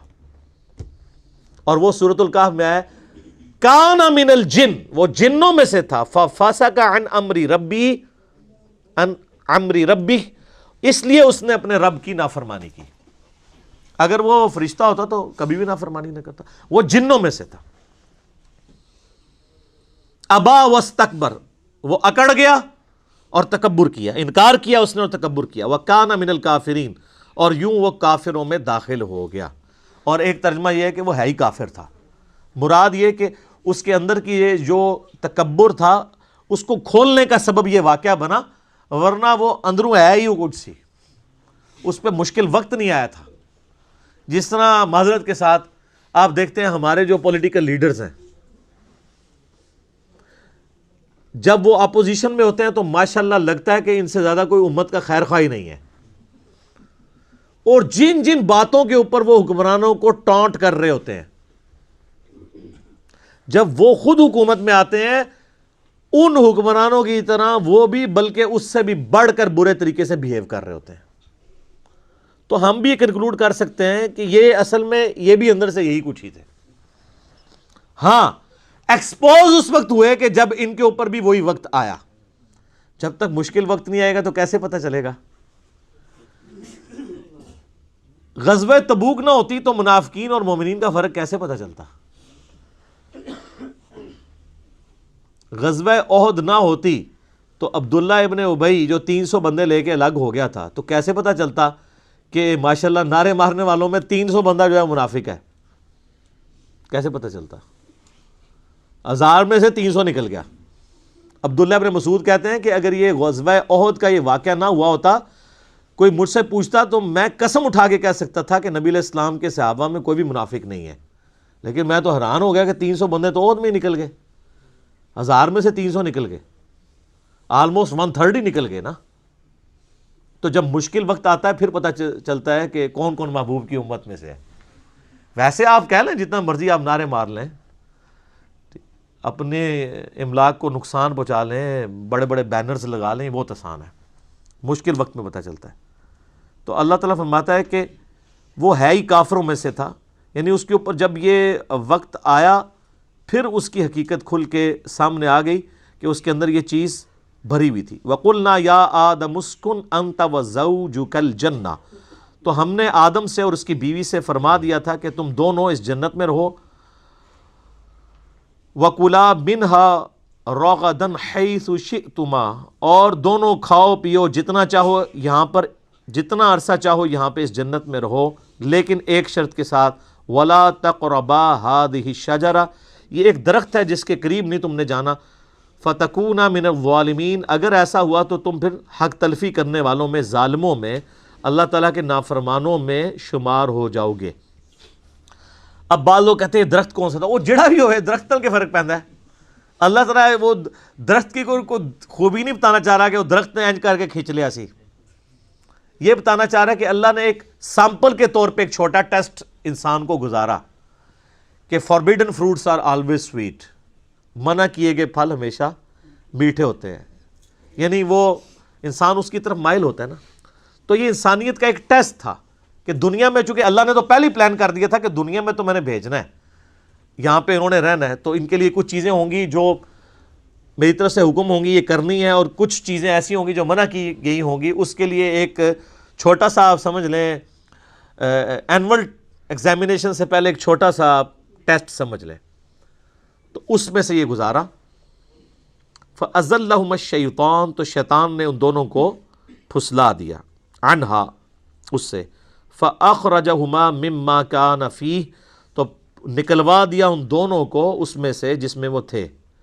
اچھا، اللہ تعالیٰ یہ جو سیغے استعمال کر رہا ہے تثنیہ کے کر رہا ہے، لہذا یہ کرسچینٹی میں آیا نا، وہ کہتے ہیں ایکسیز آف ایول جو ہے وہ عورت ہے، ایو، اما ہوا کو انگلش میں کیا کہتے ہیں؟ ایو، تو یہ ایول یعنی برائی، یہ انہوں نے عورت سے، یہ جو آج کہہ رہے ہیں ہم عورت کے بڑے حقوق کی جنگ لڑ رہے ہیں، انہوں نے تو اپنی ماں کے نام سے ایول کو ڈیڈکٹ کیا ہوا ہے، ایول، جبکہ قرآن کیا کہہ رہا ہے کہ ان دونوں کو ہم نے کہا، ان دونوں نے نافرمانی کی، ان دونوں کو شیطان نے بہکایا، یہ کسی ایک انڈیویجول کے اوپر نہیں اللہ تعالیٰ نے ڈالا، کیونکہ ہر ایک کی اپنی مرضی تھی، سیدنا آدم کی بھی اپنی مرضی تھی اور اما حوا کی بھی۔ اچھا، آپ کو تورات کے اندر ملے گا کہ وہ مور کی شکل میں، مطلب اس کے پاؤں کے ساتھ لگ کے داخل ہوا، یہ ساری کی ساری فضول چیزیں ہیں کہ ان کے پیچھے پڑھا جائے، ایک انٹرسٹ کے طور پہ ہو سکتا ہے، لیکن اس چکر میں پڑھنا کہ وہ کیسے گیا تھا جی جناب، کہ تسی راہ ڈک لینا ہوتا کیسے گیا تھا، اور جس طرح مرضی گیا ہوئے کوئی فرق نہیں پہنتا، یہ یعنی خام خواہ کی بحثیں ہوتی ہیں۔ مسلم شریف میں حدیث ہے نا کہ نبی علیہ السلام نے فرمایا میں اور قیامت اس طرح ساتھ بھیجے گئے ہیں جیسے یہ دو انگلیاں۔ ہمیں ایک بندے نے جناب یہاں پہ اکیڈمی میں رابطہ کر کے کہہ رہا ہے جی کیڑیاں دو انگلیاں جوڑیاں سن حضور نے، وہ پائی جیڑیاں بھی دو جوڑیاں نے، بتانا آپ علیہ السلام یہ چاہ رہے تھے، یہ والے ویسے یہی دو جوڑی تھی شہادت کی اور درمیان والی، کہ میرے بعد اب قیامت ہی آئے گی، کوئی پیغمبر نہیں آئے گا، یعنی نبی علیہ السلام خود بھی قیامت کی خبر ہے۔ یہ مقصد نہیں تھا کہ آپ یہ بتائیں کہ وہ انگلیاں کون سی دو تھی، تو یہی ہوتا ہے کہ ہم انگلیوں کے چکر میں پڑ جاتے ہیں، جو میسج ہے وہ پس پش ڈال دیا جاتا ہے۔ یہاں پہ بھی اللہ تعالیٰ نے فرمایا کہ شیطان نے ان دونوں کو ورگلایا۔ ابھی یہ آیت باقی ہے، انشاءاللہ اگلی دفعہ اس آیت کو ہم ایلبوریٹ کریں گے کہ کس طریقے سے یہ سارے معاملات ہوئے، اور کراس ریفرنس کے طور پہ جو باقی آیات جہاں سے ضرورت پڑی تو میں انشاءاللہ اس کو بیان کروں گا۔ اللہ تعالیٰ سے دعا ہے جو حق بات میں نے کہی اللہ تعالیٰ ہمارے دلوں میں راسخ فرمائے، اگر جذبات میں میرے منہ سے کوئی غلط بات نکل گئی تو اللہ تعالیٰ ہمارے دلوں سے اسے محو کر دے، ہمیں معاف بھی فرما دے، ہمیں کتاب و سنت کی تعلیمات پر عمل کر کے دوسرے بھائیوں تک پہنچانے کی توفیق عطا فرمائے۔ اللہم صلی علی محمد وعلی آل محمد کما صلیت علی ابراہیم وعلی آل ابراہیم انک حمید مجید۔ اللہم بارک علی محمد وعلی آل محمد کما بارکت علی ابراہیم وعلی آل ابراہیم انک حمید مجید۔ سبحانک اللہم وبحمدک اشہد ان لا الہ الا انت استغفرک واتوب الیک وما علینا الا البلاغ المبین۔ جزاکم اللہ خیرا۔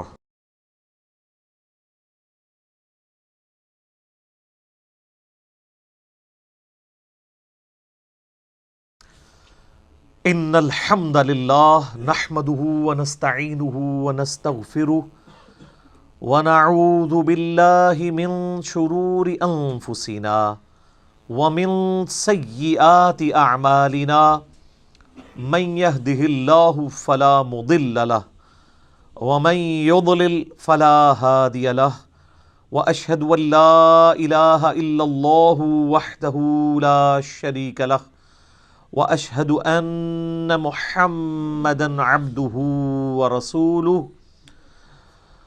اما بعد فان خير الحديث كتاب الله وخير الهدي هدي محمد صلى الله عليه وآله وسلم وشر الامور محدثاتها وكل محدثة بدعة وكل بدعة ضلالة وكل ضلالة في النار.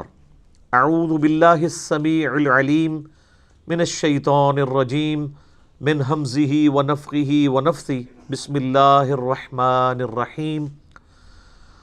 رب اشرح لی صدری ویسر لی امری واحلل عقدۃ من لسانی یفقہوا قولی. بسم اللہ الرحمن الرحیم. ان اللہ وملائکتہ یصلون علی النبی یا ایہا الذین آمنوا صلوا علیہ وسلموا تسلیما. اللہم صل علی محمد وعلی آل محمد کما صلیت علی ابراہیم وعلی آل ابراہیم انک حمید مجید. اللہم بارک علی محمد وعلی آل محمد کما بارکت علی ابراہیم وعلی آل ابراہیم انک حمید مجید. اللہم ربنا آتنا فی الدنیا حسنہ وفی الآخرۃ حسنۃ وقنا عذاب النار. اللہم ربنا آتنا من لدنک رحمۃ وہیئ لنا من امرنا رشدا. لا الہ الا انت سبحانک انی کنت من الظالمین. حسبنا اللہ ونعم الوکیل. یا حی یا قیوم برحمتک استغیث ولا حول ولا قوة الا باللہ العلی العظیم. آمین. الحمدللہ آج 12 جنوری 2020 کو سنڈے کے دن قرآن کلاس نمبر 12 میں 12 نمبر میں ہم سورۃ البقرہ کی آیت نمبر 36 سے آنورڈ سٹارٹ لیں گے. پچھلی دفعہ ہم نے قرآن حکیم کی آیات کا وہ پورشن ڈسکس کیا تھا جس میں اللہ تعالیٰ نے فرشتوں کو حکم دیا کہ آدم علیہ السلام کو سجدہ کیا جائے. سب کے سب سجدے میں گر پڑے سوائے ایک جن کے جس کا نام تفسیر طبری میں ہمیں عزازیل ملتا ہے. اہل سنت کے ہاں معتبر تفسیر ہے, شروع میں لکھی گئی عزت والا, لیکن بعد میں ذلت اس کا مقدر ہوئی. ابلیس بن گیا, وہ شیطان بن گیا. اس نے انکار کیا اور وہ متکبرین میں شامل ہوا. اس کے بعد حضرت آدم علیہ السلام اور سیدہ حوا کو اللہ تعالیٰ نے جنت میں بسایا. اب اس میں اختلاف ہے کہ یہ جنت وہی والی جنت ہے جو الٹیمیٹلی ہمیں ملنی ہے, یا یہ پروٹوٹائپ کوئی جنت تھی جس میں اللہ تعالیٰ نے کسی باغ میں انہیں بسایا ٹیسٹ کرنے کے لیے, اور انہیں حکم دیا کہ یہاں پر تم رہو, لیکن ایک چیز کا خیال رکھنا کہ یہ جو فلاں درخت ہے اس کے قریب بھی مت جانا ورنہ تم ظالموں میں شمار کیے جاؤ گے. اسی کانٹیکسٹ میں آیت نمبر 36 سے گفتگو آگے چل رہی ہے. اعوذ باللہ من الشیطان الرجیم. بسم اللہ الرحمن الرحیم. فَأَزَلَّهُمَ الشَّيْطَانُ, تو شیطان نے ان دونوں کو پھسلا دیا, یعنی راہ حق سے ہٹا دیا. عنہا, اس سے. فَأَخْرَجَهُمَا مِمَّا كَانَ فِيهِ, اور ان دونوں کو نکلوا دیا اس جنت میں سے جس میں وہ رہ رہے تھے. اب اللہ تعالیٰ نے یہاں پہ تثنیہ کا صیغہ استعمال کیا, یعنی ان دونوں. کرسچینٹی کے اندر یہ چیز مشہور کر دی گئی کہ یہ سیدہ حوا تھی جنہوں نے سیدنا آدم علیہ السلام کو بہکایا, نعوذ باللہ. اور یہی چیز جو ہے وہ ہم مسلمانوں کے ہاں بھی پائی جاتی ہے کہ جی وہ حضرت آدم علیہ السلام کو بھی عورت نے نکلوایا تھا. کرسچینٹی تو پھر بہت آگے چلی گئی, انہوں نے تو ایول لفظ جو ہے نا, یعنی برائی, اس کو جو ڈیڈکٹ کیا ہے ایو سے. اما حوا کو انگلش میں کہتے ہیں ایو, EVE, اور وہ کہتے ہیں ایکسس آف ایول جو ہے وہ عورت ہے. آج یہ لوگ عورتوں کے حقوق کی بات کرتے ہیں. انہوں نے تو یعنی اپنا جو لفظ ہے ایول برائی، اس کو ڈیڈکٹ کیا ہے سیدہ حوا کے نام سے، جبکہ اسلام کہتا ہے کہ یہ سب کچھ ٹیمپرڈ فارم میں کرسچینٹی کے اندر چیزیں آئی ہیں۔ اللہ تعالیٰ نے ان دونوں کی غلطیوں کا ذکر اکٹھا کیا ہے کہ ان دونوں کو شیطان نے بہکایا، ان دونوں کی غلطی تھی کہ وہ شیطان کے پیچھے لگے، یہ کسی ایک کی غلطی نہیں تھی کہ وہ کھاتے میں ڈال دی جائے۔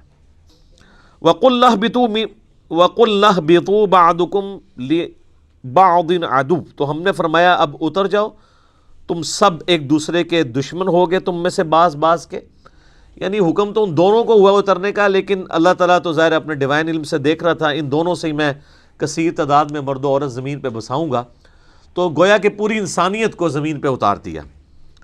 وَلَكُمْ فِي الْأَرْضِ مُسْتَقَرٌّ وَمَتَاعٌ إِلَىٰ حِينٍ، اور زمین میں تمہارا ٹھکانہ ہوگا کچھ عرصے کے لیے، اور وہاں سے جو تم نے نفع حاصل کرنا ہے وہ کر لو، یعنی اللہ تعالیٰ ریسورسز بھی پرووائڈ کرے گا، لیکن دنیا کی زندگی تمہاری عارضی زندگی ہوگی، الٹیمیٹلی تمہیں لوٹ کے ہمارے پاس آنا ہے۔ اب جو حضرت آدم علیہ السلام نے غلطی کی اس کا ذکر آ رہا ہے کہ اس غلطی کی توبہ کیسے قبول ہوئی۔ فَتَلَقَّى آدَمُ مِن رَبِّهِ كَلِمَاتٍ فَتَابَ عَلَيْهِ، تو آدم علیہ السلام نے اپنے رب سے چند کلمات سیکھ لیے جس کے سبب انہوں نے اللہ کی طرف توبہ کی، رجوع لے کر آئے، تو اللہ نے ان کی توبہ قبول کر لی۔ اِنَّهُ هُوَ التَّوَّابُ الرَّحِيمُ، بے شک وہ توبہ قبول کرنے والا ہے اور رحم فرمانے والا ہے۔ اچھا، اللہ بھی توبہ کرنے والا ہے اور انسان بھی توبہ کرنے والا ہے۔ توبہ کا مطلب ہوتا ہے رجوع لانا۔ انسان جب گناہوں کے بعد اللہ کی طرف رجوع لے آئے تو یہ توبہ کہلاتی ہے، اور جب انسان رجوع لے آئے اس کے بعد اللہ تعالیٰ بھی بندے کے اوپر شفقت فرمائے، یعنی اللہ تعالیٰ بھی اپنے اس جلال کے بعد بندے پر رحم فرمائے، تو اللہ بھی رجوع لا رہا ہوتا ہے۔ بخاری اور مسلم دونوں میں حدیث موجود ہے، نبی علیہ السلام نے فرمایا کہ جو بھی گنہگار بندہ سچے دل کے ساتھ اللہ کی طرف توبہ کرتا ہے تو اللہ تعالیٰ کو اس کے توبہ کرنے پہ اتنی خوشی ہوتی ہے جس کو آپ علیہ السلام نے ایک مثال سے بیان فرمایا۔ یہ حدیث بخاری میں بھی ہے اور مسلم میں بھی، کہ تم میں سے کوئی شخص اگر ریگستان کے سفر پر روانہ ہو اور اس کا سارا ساز و سامان اس کے اونٹ پہ لدا ہو، وہ کسی جگہ تھوڑی دیر کے لیے آرام کرے اور اس کا اونٹ وہاں سے غائب ہو جائے جب اس کی آنکھ لگے، اب اس کو سامنے اپنی موت نظر آئے، کیونکہ اونٹ کے اوپر ہی سامان لدا ہے، پانی بھی، کھانے پینے کا بھی، اونٹ نہیں ملتا تو آپ کو پتہ ہے کئی ہفتوں کا سفر ریگستان میں بغیر پانی کے تو نہیں کیا جا سکتا۔ اب وہ اپنی موت کا انتظار کرنا شروع کر دے، اسی دوران اچانک جب اس کی آنکھ لگے، آنکھ کھلتے ہی اس کا اونٹ اس کے سامنے آ جائے تو اسے کتنی خوشی ہوگی۔ اس سے زیادہ خوشی اللہ تعالیٰ کو ہوتی ہے جب کوئی شخص گناہ کر کے اللہ کی طرف سچے دل سے توبہ کر لے۔ اور مسلم شریف میں آگے الفاظ ہیں کہ وہ اتنا خوش ہو کہ اس کی زبان لڑکھڑا جائے، من شدت الفرح، اور وہ خوشی کے باعث اس کی زبان سے یہ نکل جائے، اے اللہ تو میرا بندہ میں تیرا رب، حالانکہ وہ کہنا یہ چاہ رہا ہو کہ اے اللہ میں تیرا بندہ تو میرا رب، یعنی اس کی زبان بھی لڑکھڑا جائے، اتنی اس پہ شدت خوشی کی طاری ہو۔ اس سے زیادہ خوشی اللہ تعالیٰ کو اس شخص پر ہوتی ہے جو اللہ کی طرف رجوع لے آئے۔ جامعہ ترمذی میں حدیث ہے کہ موت کے غرغرے سے پہلے توبہ قبول ہے، اس کے بعد کبھی توبہ قبول نہیں ہے۔ اسی لیے آپ دیکھیں کہ فرعون نے جب توبہ کی، قرآن حکیم میں آتا ہے جب وہ ڈوبنے لگا تو اس نے کہا کہ میں بنی اسرائیل کے رب پہ، موسیٰ اور ہارون کے رب پہ ایمان لایا، تو اللہ تعالیٰ نے کیا فرمایا تھا؟ الآن، اب لے کے آیا توبہ، کوئی فائدہ نہیں ہے۔ تو نزع کے عالم سے پہلے جو توبہ کر لے گا اس کی توبہ ایکسیپٹیبل ہے، ادروائز کوئی توبہ نہیں ہے۔ تو اللہ تعالیٰ تو مائل بکرم ہے۔ بخاری اور مسلم دونوں میں حدیث ہے کہ اللہ تعالیٰ نے مخلوقات کی پیدائش سے پہلے اپنے پاس عرش پہ یہ عبارت لکھ لی تھی کہ میری رحمت میرے غضب پہ بھاری رہے گی، اور یہ انسان کے پاس بہت بڑا ایسٹ ہے کہ اللہ کی رحمت اس کے غضب پر بھاری ہے، ادروائز یہ ایکول بھی ہوتی اور صفت عدل اللہ کی غالب ہوتی تو مارے گئے تھے۔ عدل کریں تے تھر تھر کمن اچیاں شانہ والے، فضل کریں تے بخشے جاون میں ورگے منہ کالے۔ واقعی اگر عدل پہ بات آ جائے تو کوئی نہیں. اور یہ قرآن حکیم میں کئی جگہ یہ مضمون آیا ہے. سورہ فاطر کے اینڈ پہ بھی آپ چلے جائیں, اللہ تعالیٰ فرماتا ہے کہ اگر اللہ تعالیٰ لوگوں کو ان کے گناہوں پہ پکڑنا شروع کر دیتا تو کوئی بھی مخلوق زندہ نہ رہتی روئے ارض کے اوپر. اگر یعنی اللہ تعالیٰ پکڑ شروع فرما دیتا تو یہ اللہ تعالیٰ ڈھیل دیتا ہے انسان کو کہ انسان اللہ کی طرف پلٹ آئے. بخاری اور مسلم دونوں میں حدیث ہے, نبی علیہ السلام نے فرمایا کہ حدیث قدسی ہے کہ جب میرا بندہ میری طرف ایک بالشت آتا ہے میں ایک ہاتھ اس کی طرف بڑھتا ہوں, وہ ایک ہاتھ بڑھتا ہے میں 2 ہاتھ اس کی طرف بڑھتا ہوں, ٹھیک ہے, 10 ہاتھ بڑھتا ہوں, وہ چل کے آتا ہے میں اس کی طرف دوڑ کے آتا ہوں. اور پھر آپ علیہ السلام فرمایا کہ اللہ تعالیٰ فرماتا ہے کہ میرا بندہ مجھے دل میں یاد کرے میں اسے دل میں یاد کرتا ہوں, وہ کسی مجلس میں یاد کرے میں اسے بہتر مجلس میں یاد کرتا ہوں. اور یہ حدیث اس بات کا ثبوت ہے کہ اللہ تبارک و تعالی انسان سے بڑھ کر اس پر رجوع فرمانے والا ہے. یعنی انسان ایک قدم بڑھتا ہے تو اللہ تعالیٰ 10 قدم اس کی طرف آتا ہے, بشرطے کہ وہ صدق دل سے اللہ کی طرف لوٹ آئے. یا ایھا الذین آمنوا توبوا الی اللہ توبۃ نصوحا, اے ایمان والو اللہ کی طرف ایسی توبہ کرو جو آگے کو نصیحت ہو جائے. یہ جو خالی کھلی توبہ ہے نا, یا استغفار کی تسبیح پھیرنا, یہ اللہ تعالیٰ کو جو ہے وہ محبوب نہیں ہے جب تک کہ اندر سے انسان سچائی کے ساتھ اللہ کی طرف لوٹ رہا ہے. پورے قرآن حکیم میں کوئی ایک آیت بھی ایسی نہیں ہے جس میں اللہ تعالیٰ نے یہ فرمایا ہو کہ جتنی مرضی بغاوت کر لو اور اس کے بعد باغی رہو تو میں تمہیں معاف کر دوں گا. ہمیشہ یہ ٹاپک آیا ہے کہ جو کوئی بغاوت کرتے ہیں اس کے بعد فوراً توبہ کر لیں اور پھر اپنی اصلاح بھی کر لیں, صرف توبہ نہیں, پھر اللہ تعالیٰ ان کو معاف کر دے گا. وہ تو پھر سورہ الفرقان کی آیت نمبر 70 میں ہے کہ اگر شرک سے بھی توبہ کر لے گا تو ہم اس کے گناہوں کو بھی نیکیوں سے بدل دیں گے. لیکن یہ جو آج کل دھوکہ دیا جا رہا ہے نا اللہ کی رحمت سے, اس میں میرا یوٹیوب پہ ایک کلپ بھی ہے, اللہ کی رحمت سے دھوکہ. اور لوگ کہتے ہیں اللہ تعالیٰ بڑا معاف فرمانے والا ہے. کس کو معاف فرمانے والا ہے؟ اس کو جو رجوع لے آئے. بغاوت کرنے والے کے لیے وہ ڈٹا رہے, اس کے لیے کوئی توبہ نہیں, اور رجوع لانے کے بعد اپنی اصلاح بھی کرے, اپنے آپ کو سدھار بھی لے. اچھا, یہاں پہ جو الفاظ ہے فَتَلَقَّى آدَمُ مِن رَبِّهِ كَلِمَاتٍ فَتَابَ عَلَيْهِ, کہ آدم علیہ السلام نے چند کلمات اللہ تعالیٰ سے سیکھ لیے جس کی وجہ سے اللہ نے ان کی توبہ قبول کی. سورۃ البقرہ میں یہ کلمات نہیں آئے. اس کی وجہ یہ ہے کہ قصہ آدم اور ابلیس اس سے پہلے 6 مختلف جگہوں پر بیان ہو چکا ہے, لیکن مصحف کی ترتیب میں وہ جگہیں بعد میں آئیں گی. لیکن قرآن کے نزول کے اعتبار سے چونکہ یہ چیز ہو چکی بھی تھی, یہ تو مدنی صورت ہے, نبی علیہ السلام کے اعلان بعثت کی آلموسٹ سمجھ لے 15 سال کے بعد نازل ہوئی ہے, اور اس سے پہلے 2/3 مکی قرآن نازل ہو چکا تھا. اس میں وہ پوری ڈیٹیل موجود ہے سورۃ الاعراف کے اندر کہ وہ کلمات کیا تھے. ربنا ظلمنا انفسنا وان لم تغفر لنا وترحمنا لنکونن من الخاسرین, اے رب ہمارے ہم نے اپنی جانوں پر ظلم کیا, اور اگر تو نے ہم پر رحم نہ فرمایا اور ہمیں معاف نہ کیا تو ہم خسارہ پانے والوں میں سے ہو جائیں گے. قصہ آدم اور ابلیس قرآن حکیم میں 7 مقامات پر آیا ہے. اس میں آخری مقام یہ ہے جو سورۃ البقرہ میں ہم پڑھ رہے ہیں, لیکن مصحف کی ترتیب میں یہ پہلا مقام ہے. یہ سارے مقامات پہ جو سکیٹرڈ فارم میں شیطان کی اور اللہ تعالیٰ کی گفتگو ہوئی, حضرت آدم علیہ السلام کا اور اللہ کا جو معاملہ ہوا, اس کو میں نے ایک لیکچر کے اندر کور کیا ہے, مسئلہ نمبر 79, اللہ, انسان اور شیطان. یہ میرا ٹائٹل ہے اس لیکچر کا, مسئلہ نمبر 79. اس میں نے ساری جگہ سے ٹکڑے اٹھائے کہ یہ والا پورشن اتنے حصے میں ہے, یہ دوسری صورت میں بیان ہو, جس طرح اب یہاں پہ وہ کلمات نہیں ہیں.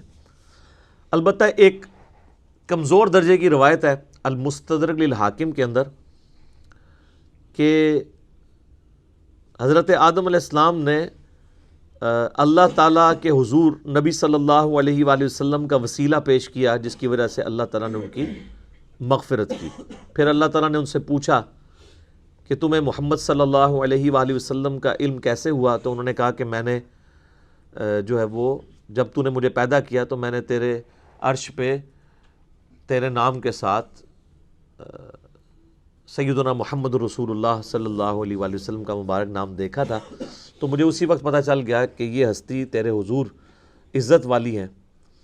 اب یہ حدیث تو حاکم کے اندر موجود ہے، لیکن انتہائی کمزور درجے کی روایت ہے یہ۔ امام ذہبی نے تو بلکہ اسے آلموسٹ لکھا ہے کہ یہ گھڑی ہوئی روایت ہے، اور انجیل برناباس جو پبلک کے اندر ایک مشہور ہے نا، اس میں بھی اس قسم کی ایک روایت لکھی ہوئی ہے۔ تو وہ تو ظاہر ہے کہ کرسچن آن بھی نہیں کرتے، میں نے اس کے اوپر کئی دفعہ بولا ہے کہ وہ کوئی اتھینٹک نہیں ہے۔ مسلمان اس کو اس لیے پیش کر دیتے ہیں کہ جی اس میں ظاہر ہے وہ میرے خیال میں تو کسی مسلمان نے بیٹھ کے لکھی ہے وہ، کیونکہ اس میں انہوں نے جو اسلوب اڈاپٹ کیا ہے وہ اللہ کی کتاب نہیں لگتی۔ اللہ کی کتاب کا تو ایک مزاج ہوتا ہے نا، اللہ کی کتاب کا مزاج جو ہے وہ توحید کے اراؤنڈ سینٹرڈ ہوتا ہے، جبکہ آپ انجیل برناباس پڑھیں گے تو وہ آپ کو لگے گا کوئی نعتیہ کوئی کتاب ہے، تو وہ تو اس کا اسلوب ہی بتا رہا ہے، تو اس لیے ہم تو اس کو آن نہیں کرتے۔ بہرحال میرا یوٹیوب پہ کلپ لاکھوں لوگوں نے دیکھا ہے۔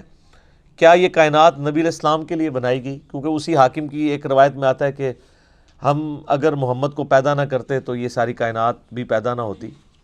یہ بات اپنی اصل میں اس حد تک تو درست ہے کہ پوری کی پوری کائنات انسان کے لیے پیدا ہوئی ہے، کسی ایک انسان کے لیے نہیں، انسانیت ایز اے ہول کے لیے، جو پچھلی دفعہ ہماری آیات بھی گزر چکی ہیں کہ ہم نے جو کچھ زمین میں ہے تمہارے لیے پیدا کیا۔ باقی اس کو اس طریقے سے بیان کرنا قرآن حکیم میں یہ بیٹھتا بھی نہیں۔ اس کی وجہ یہ ہے کہ قرآن حکیم میں 7 دفعہ یہ واقعہ بیان ہوا ہے۔ جو چیز پوری انسانیت کی ہدایت کا سبب بننے والی تھی کہ ہمارا اوریجن آدم علیہ السلام ہے، 7 دفعہ ایک واقعہ قرآن میں مختلف انداز سے آیا ہے۔ کسی ایک جگہ تو آ جاتا کہ نبی علیہ السلام کا وسیلہ پیش کیا گیا تھا۔ یہاں پہ بھی کلمات ہیں، وہ کہتے ہیں نہیں کلمات سے مراد وہ ہیں، بھئی وہ کلمات بھی قرآن کے اندر آ گئے ہیں سورۃ الاعراف میں، اور قرآن کی سب سے بیسٹ تفسیر وہی ہوتی ہے جو قرآن کے اندر موجود ہو۔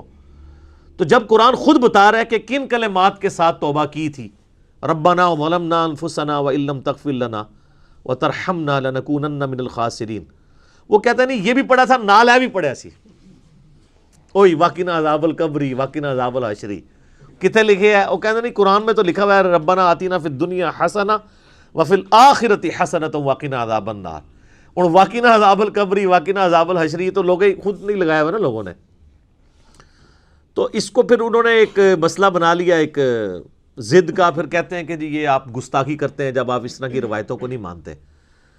روایتیں نبی علیہ السلام سے ثابت ہوں گی تو مانی جائیں گی نا، ان کی سند صحیح ہوگی تو مانی جائیں گی نا، گستاخی والی کون سی بات ہے؟ یہ تو اسی طریقے سے ہے کہ اگر ہم عیسائیوں سے یہ کہیں کہ حضرت عیسیٰ علیہ السلام اللہ کے بیٹے نہیں ہیں، اور سورۃ المائدہ کی وہ آیت پڑھ دیں، آیت نمبر 75 نمبر آیت، کہ عیسیٰ اور ان کی ماں تو کھانے کے محتاج تھے، ایسے لوگ تمہارے مشکل کشا کیسے ہو سکتے ہیں جو روٹی کھانے کے محتاج ہوں؟ تو وہ عیسائی تو یہ سمجھے گا حضرت عیسیٰ کی توہین ہو گئی ہے۔ اس سے بھی بڑھ کے سورۃ المائدہ کی آیت نمبر 17 ہے کہ اگر اللہ اس چیز کا ارادہ کرے کہ عیسیٰ کو، اس کی ماں کو، اور جتنے لوگ ہیں زمین میں ان کو موت دے دے تو اللہ کا کوئی کیا بگاڑ لے گا؟ تو وہ کہیں گے او بڑی توہین کر دی آپ نے۔ بھئی توہین تو تب ہوتی ہے نا جب کسی انسان کے ساتھ کمپیئر کروایا جا رہا ہو۔ جب اللہ تعالیٰ توحید بیان کرے گا تو آپ کے ذوم میں آٹومیٹیکلی توہین آ جائے گی۔ اس میں انبیاء کی توہین نہیں ہے، بلکہ انبیاء ہی نے ہمیں یہ تعلیم دی ہے۔ ورنہ میں علم الکلام میں پھکی کے طور پہ ایک جواب دیتا ہوں کہ جامعہ ترمذی میں، سنن ابی داؤد میں، سنن ابن ماجہ میں حدیث ہے، نبی علیہ السلام کو ایک صحابی نے سجدہ کیا، آپ علیہ السلام فرمایا سر اٹھا یہ کیا کر رہا ہے؟ کہ یا رسول اللہ میں وہ کوفے کے پاس ہیرا نامی ایک شہر ہے وہاں گیا تھا، میں نے دیکھا لوگ اپنے سردار کو سجدہ کرتے ہیں، تو آپ تو اللہ کے رسول ہیں، آپ زیادہ حقدار ہیں کہ ہم آپ کو سجدہ کریں، آپ تو ہمارے مذہبی پیشوا بھی ہیں، ہمارے پولیٹیکل لیڈر بھی ہیں، ہمارے ہر لحاظ سے ہمارا سب کچھ آپ ہی ہیں۔ تو آپ علیہ السلام نے فرمایا کہ مجھے بتاؤ جب میں فوت ہو جاؤں گا اور تم میری قبر سے گزرو گے کیا میری قبر پہ بھی سجدہ کرو گے؟ انہوں نے کہا نہیں یا رسول اللہ۔ تو فرمایا پھر مجھے کیوں سجدہ کر رہے ہو؟ اگر میں سجدہ جائز سمجھتا تو بیویوں سے کہتا کہ اپنے خاوندوں کو سجدہ کریں اس حق کے سبب جو اللہ نے ان کو دیا ہے۔ اب مجھے بتائیں کیا نبی علیہ السلام نے اپنی توہین خود کر دی؟ وہ صحابی تو حضور کی عزت میں حضور کو سجدہ کر رہا تھا نا، حضور سے محبت کا اظہار کر رہا تھا نا. تو یہ جو کہتے ہیں عشق دے چلے نمبر لے گئے تے چلا تے صحابی بھی ہو جائے تے حضور علیہ السلام قبول نہیں کر دے. آگے چلے سر چوک یعنی بریکٹ میں، یہ کیا کر رہا ہے؟ عشق دے چلے نہیں ہم نمبر لے گئے، علم والے. انما یخشی اللہ من عبادہ العلماء، اللہ کی خشیت اور معرفت صرف اہل علم کو ہے. قل رب زدنی علما، اے نبی تم بھی دعا کیا کرو اے میرے رب میرے علم میں اضافہ کر دے. قل هل يستوي الذين يعلمون والذين لا يعلمون انما يتذكر اولو الالباب، اے نبی فرما دو بھلا علم والے اور بغیر علم والے برابر ہو سکتے ہیں؟ نصیحت تو نہیں حاصل کرتے مگر عقل والے. تو اسلام تو پورے کا پورا سینٹرڈ اراؤنڈ علم ہے، علم کے بغیر تو کچھ بھی نہیں ہے. اور علم وہ جو اللہ نے اپنے پیغمبروں کے ذریعے کتابوں کے ذریعے دیا ہے. تو اس کو اس طریقے سے ضد نہیں بنانا چاہیے. اب کتابوں کا ذکر ساتھ ہی آ گیا. قُلْ نَهْبِطُوا مِنْهَا جَمِيعًا، ہم نے حکم دیا کہ اب تم سب کے سب زمین پر اتر جاؤ. فَإِمَّا يَأْتِيَنَّكُم مِّنِّي هُدًى، پھر جب کبھی بھی میری طرف سے تمہارے پاس کوئی ہدایت کی چیز آئے گی یعنی کتاب. فَمَن تَبِعَ هُدَايَا فَلَا خَوْفٌ عَلَيْهِمْ وَلَا هُمْ يَحْزَنُونَ، تو جو کوئی اس کتاب کی پیروی کرے گا تو وہ قیامت والے دن نہ اسے کوئی خوف ہوگا نہ اسے کوئی غم ہوگا. اب یہ دیکھ لیں، کہتے ہیں کتابوں کی بات کرتا ہے تو قرآن کیا کہہ رہا ہے کہ جب ہمارے ابا جی کو اور ہماری اماں کو اتارا گیا جنت سے تو انہیں یہی نصیحت کی گئی تھی، اور اللہ تعالیٰ ہمارا پوری انسانیت کو جو ان سے پیدا ہونے والی تھی، ہم نے ایک ہی دفعہ نصیحت کی کہ اب تو زمین پہ اتر جاؤ، جب کبھی بھی کوئی ہدایت کی کتاب آئے گی تم نے اس کی پیروی کرنی ہے. ٹھیک ہے، مرنے سے پہلے اے مسلمان کر لے اس پہ غور، کتابوں کا خدا اور ہے بابوں کا خدا اور. یہ وہی کتابی والی بات ہے جو میں نے دوسرے انداز میں بھی کہا ہوا ہے، نہ میں وابی نہ میں بابی، میں ہوں مسلم علمی کتابی. تو یہ علم اور کتاب ہی تو ذکر ہو رہی ہے. پہلی نصیحت انسانیت کو یہ ہو رہی ہے کہ اب جا رہے ہو نا زمین پہ تو بس میری کتابوں کا انتظار کرنا ہے. تو جو کوئی کتابوں کی پیروی کرے گا اس کو نہ کوئی خوف ہوگا نہ کوئی غم. والذین کفروا وکذبوا بآیاتنا، اور جو لوگ ہماری آیات کا کفر کر دیں گے اور اس کو جھٹلا دیں گے، اولئک اصحاب النار، ایسے لوگ ہوں گے پھر جہنمی، ہم فیہا خالدون، وہ رہیں گے ہمیشہ ہمیشہ اس میں. تو جہنمیوں کی نشانی کیا ہے؟ جو اللہ کی کتاب سے بھاگے. جو کتابی نہیں ہے نا وہ جہنمی ہے. تو علمی کتابی ہونا چاہیے بندے کو، اور جو علم اور کتاب کو کہتا ہے سائڈ میں رکھو اور سٹوریاں اور کہانیاں اور فرسودہ خیالات ان کو لے کے چلتا ہے تو اس کے لیے پھر اللہ تعالیٰ نے دوزخ بنائی ہے. اچھا، یہ جو آیات ہے نا سورۃ البقرہ کی آیت نمبر 38، اس میں اللہ تعالیٰ نے ریویلڈ نالج کا ذکر کر دیا ہے، وحی کے علم کا. کتاب اور سنت بھی اس میں شامل ہے، کیونکہ سورۃ الاحقاف میں آگے 26ویں پارے کے پہلے صفحے پہ یہ آیت ہے، ایتونی بکتاب من قبل ھذا او اثارۃ من علم ان کنتم صادقین.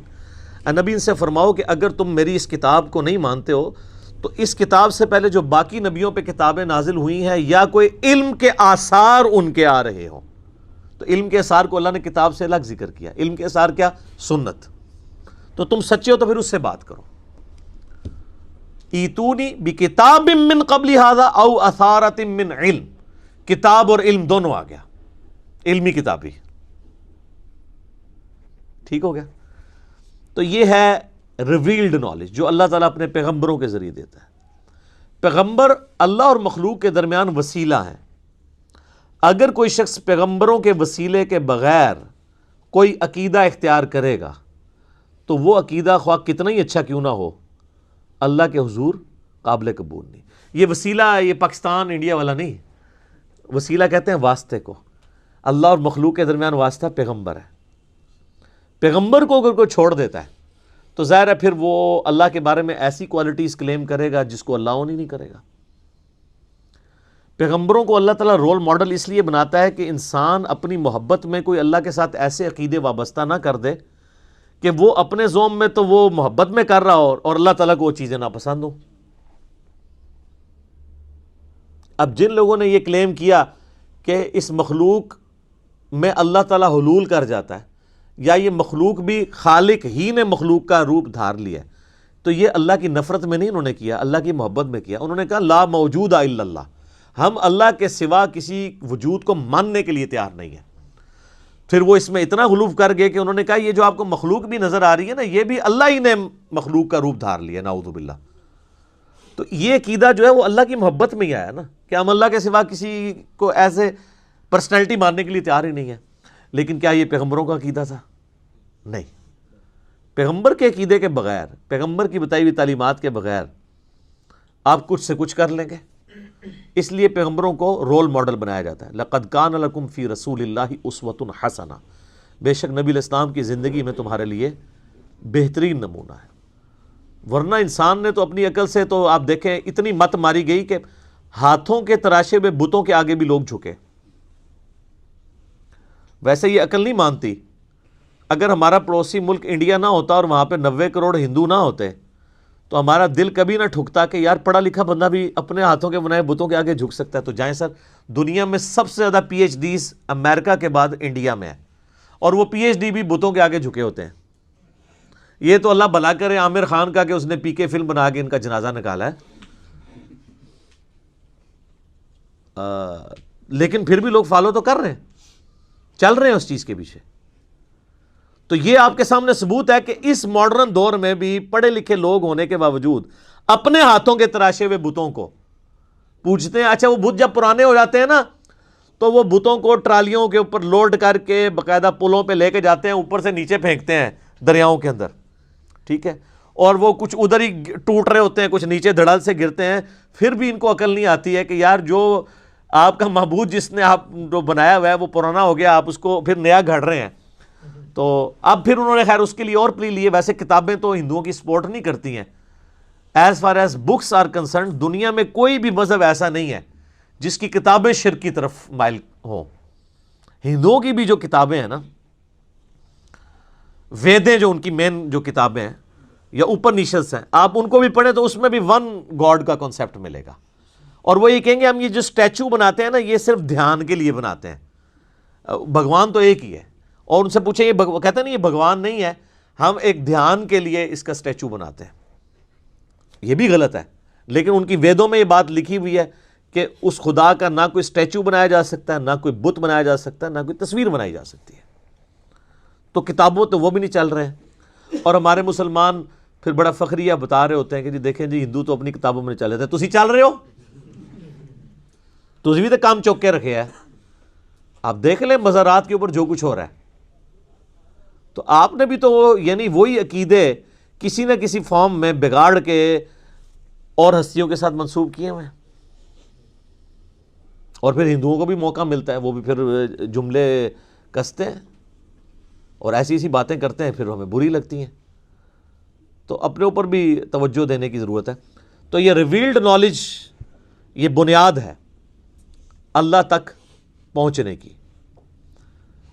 جنید بغدادی کا ایک قول ہے، قول تو آپ کسی کا بھی نقل کر سکتے ہیں. اچھی بات تو صحیح بخاری میں حدیث ہے، شیطان نے انسانی شکل میں آ کے آیت الکرسی کا وظیفہ دیا تھا تو نبی علیہ السلام فرمایا ہے وہ شیطان تھا، بات ٹھیک کی ہے اس نے. تو کسی بھی انسان کی کوئی بات اچھی ہو وہ کوٹ کرنی چاہیے. تو جنید بغدادی کا ایک قول بڑا مشہور ہے. ایک تو وحدت الوجود کے خلاف ان کا قول ہے کہ قدیم کو حادث سے الگ کرنے کا نام توحید ہے. پورے کے پورے وحدت الوجود کو انہوں نے پیسیفک اوشن میں پھینک دیا یہ بات کہہ کے کہ توحید ہے ہی ہے کہ قدیم کو حادث سے الگ کرنا ہے. قدیم یعنی جو ہمیشہ سے ہے اللہ، حادث جو ہم ہیں، حادثہ لفظ اردو میں بھی استعمال ہوتا ہے. مخلوق حادث ہے، ہمیشہ سے نہیں ہے اور ختم ہو جائے گی. اور اللہ قدیم ہے، ہمیشہ سے ہے، ہمیشہ رہے گا. تو کہتے ہیں قدیم اور حادث کو الگ کرنے کا نام توحید ہے. تو وحدت الوجود تو ختم ہو گیا. وحدت الوجود تو کہتا ہے کہ جی قدیم اور حادث ایک ہی ہے. اور دوسرا جنید بغدادی کا ایک قول بہت زبردست ہے. وہ فرماتے ہیں کہ حواس کی تکمیل عقل سے ہوتی ہے. یعنی جو ہمارے حواس خمسہ ہے نا، ان کے اوپر جو سمجھ لیں سپرویژن کر رہی ہے چیز وہ ہماری عقل ہے. اگر یہ عقل نہ ہو تو یہ واسع خمسہ ہمارے کام ہی نہ کریں. آپ دیکھ لیں کئی پاگل لوگ ہیں, مطلب وہ کس طرح عجیب و غریب حرکتیں کرتے ہیں, چونکہ عقل نہیں کام کر رہی ہوتی. عقل کو استعمال اگر کوئی شخص کر لے تو وہ اپنے ان حواس کو کنٹرول کر سکتا ہے. تو ان حواس کی تکمیل عقل سے ہوتی ہے, اور عقل کی تکمیل وحی سے ہوتی ہے, کیونکہ عقل تو صرف فزیکل فینامنا آف نیچر کے علم کے ساتھ ڈیل کرتا ہے, جو فزیکل ورلڈ ہے. The knowledge obtained through observations and experiments, science کا علم. سائنس فرشتوں کو ڈیٹیکٹ نہیں کر سکتی, عذاب قبر نہیں ڈیٹیکٹ کر سکتی, جنت نہیں دیکھ سکتی, جہنم نہیں دیکھ سکتی, اس لیے کہ وہ اس فزیکل ورلڈ کی چیزیں نہیں ہیں. اللہ نے لمیٹیشن کر دی ہے. جس طرح ہمارے کانوں کی لمیٹیشن ہے, ایک خاص فریکوینسی سے اوپر بھی آواز ہم نہیں سن سکتے, اس سے نیچے بھی نہیں سن سکتے. ہمارے سونگنے کی حص جو ہے وہ بہت کم ہے, کتے کی بہت زیادہ ہے. اس لیے آپ کو کتے نظر آتے ہیں ایئرپورٹس کے اوپر سمگلنگ والے لوگوں کو پکڑنے کے لیے. وہ ایسی چیزیں سونگ لیتے ہیں جو ہم نہیں سونگ سکتے. ہاتھیوں کی حساب دیکھ لیں, 40 کلومیٹر دور وہ زمین پہ پاؤں مار کے دوسرے ہاتھی کے ساتھ کمیونیکیشن کر لیتے ہیں. 40 کلومیٹر کوئی ولی نہیں کر سکتا, ہاتھی کر لیتے ہیں. چڑیا دیکھیں اڑ لیتی ہے, کوئی بزرگ نہیں اڑ سکتا ہے تو کوئی اڑ کے دسے. چڑیوں تو ہم روزانہ اڑتے ہوئے دیکھتے ہیں. اور آپ دیکھیں کہ انسانوں کے بنائے ہوئے ڈرونز یا جہازوں کو اڑنے کے لیے, لینڈ کرنے کے لیے رن وے چاہیے, اور چڑیا کو آپ دیکھیں کوئی رن وے نہیں چاہیے. ادھر سے اس تار سے اڑے گی اور ڈائریکٹ دوسرے تار پہ اترے گی, کوئی اس کو بھاگنا نہیں پڑتا, کوئی اس کو پلین جگہ نہیں چاہیے. کتنی پروفیشن کے ساتھ مخلوقات اللہ نے بنائی ہیں.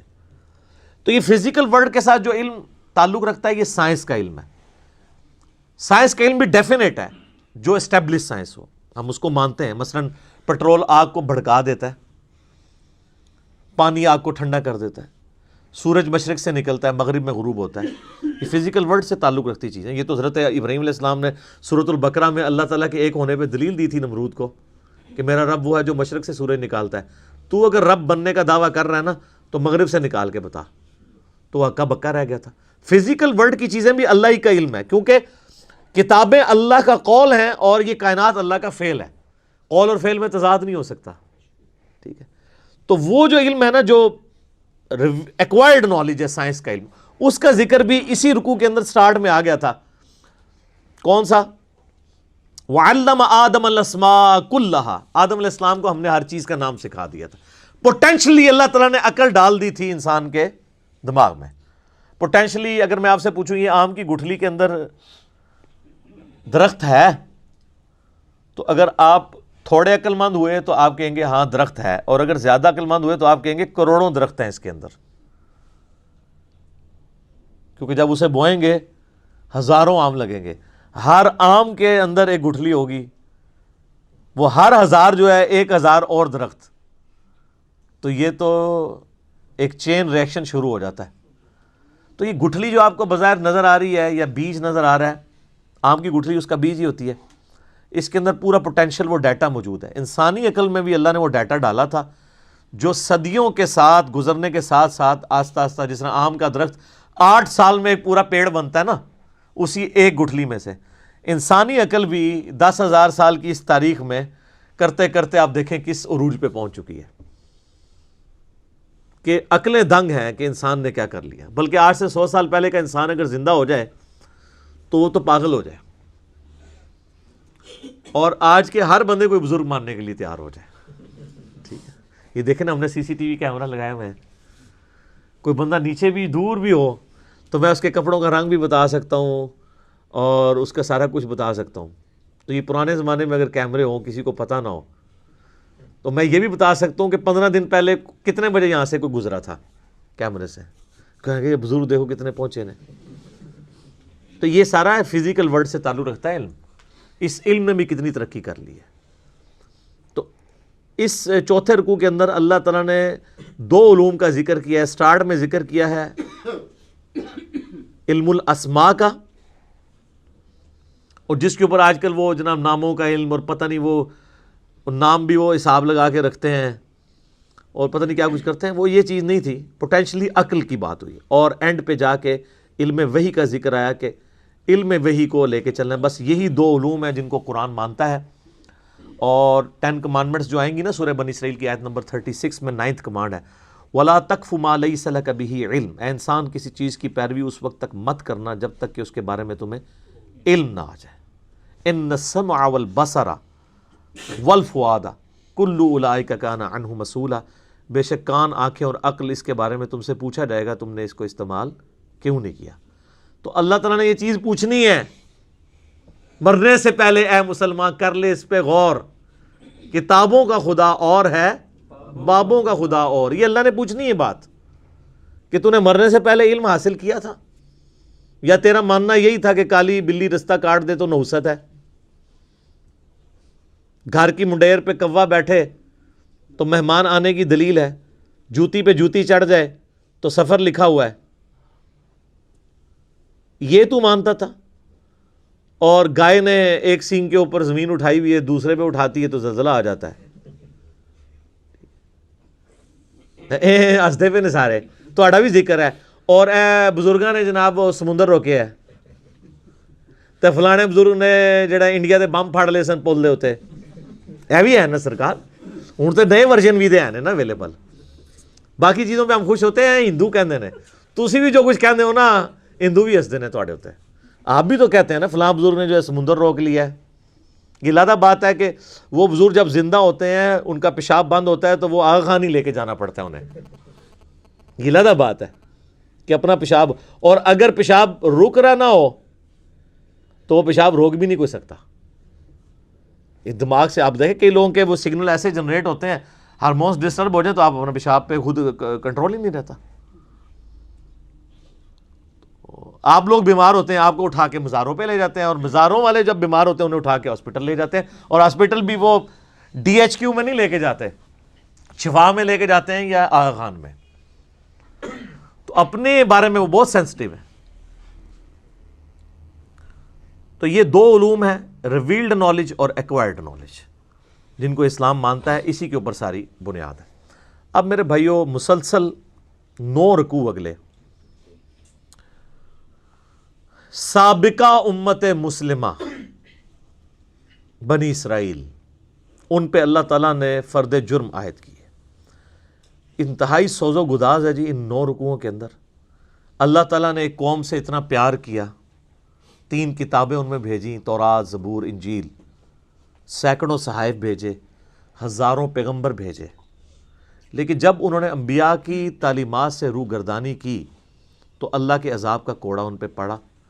اللہ نے ان کی ہزاروں سال کی جو مسند تھی ان سے لے کے نئی امت اس کی جگہ کھڑی کی، امت محمدیہ صلی اللہ علیہ وآلہ وسلم، اور اس کے سمبل کے طور پہ تحویل قبلہ بھی کر دی، بیت المقدس سے قبلہ چینج کر کے خانہ کعبہ کر دیا۔ اس کے اندر اللہ کی طرف سے پیغام ہے، اور مصحف میں اس کا شروع میں ہونے میں اشارہ ہے کہ مسلمان کسی زوم میں نہ رہیں کہ وہ بڑی لاڈلی امت ہے، تم سے پہلے بھی لاڈلی امتیں گزری ہیں، لیکن جب وہ نبیوں کی تعلیمات کو، کتابوں کو پس پش ڈال دیتی ہیں تو پھر اللہ تعالیٰ کے عذاب کا کوڑا ان پہ برستا ہے، تم پہ بھی برسے گا۔ اور آپ دیکھیں گے اللہ تعالیٰ ان کی کئی ایک غلطیاں اس میں گنوائے گا، اور ہر غلطی کے گنوانے کے بعد ایک یونیورسل ٹروتھ آئے گا۔ ویسے تو بڑے بڑے 7 یونیورسل ٹروتھ اس میں آئیں گے، لیکن اگر آپ باریکیوں میں دیکھیں تو یہ 12-13 کے قریب یونیورسل ٹروتھس آئیں گے کہ جو یوں کرتا ہے اللہ کا، اس کے بارے میں فیصلہ یہ ہے، چاہے وہ جو بھی ہے۔ یہ نہیں ہے کہ عام بندے نے ٹریفک سگنل توڑا ہے تو اس پہ سزا ہوگی، اور ٹریفک والا جو خود پولیس کا آفیسر ہے وہ توڑے گا تو اسے سزا نہیں دی جائے گی۔ نہیں، اللہ تعالیٰ نے ایک ہی رول رکھا ہوا ہے، جسے فٹ اسے گفٹ۔ اور بنی اسرائیل کی پوری ہسٹری جو ہے نا ان 9 رکوعوں میں ان کی ہسٹری کے واقعات کو کور کیا ہے، لیکن اجمالاً کیا ہے۔ کچھ واقعات ایسے ہیں جن کی ڈیٹیلز اس میں نہیں ہے، وہ آگے چل کے سورۃ الاعراف میں آ جائے گی، سورۃ القصص کے اندر آ جائے گی، سورہ طٰہٰ کے اندر آ جائے گی۔ لیکن چونکہ یہ یہودیوں کو ایڈریس کیا جا رہا تھا، یہودیوں کو اجمالاً یہ باتیں پتہ تھی، ٹھیک ہے۔ جس طرح ہم ایز اے پاکستانی نیشن ہمیں کئی ایک چیزیں پتہ ہیں، اگر ہم اشارتاً بات کریں کہ جی وہ کارگل کی جنگ، تو اب وہ بتانے کی ضرورت نہیں ہے کب ہوئی تھی، اس میں کیا ہوا، پتہ ہے۔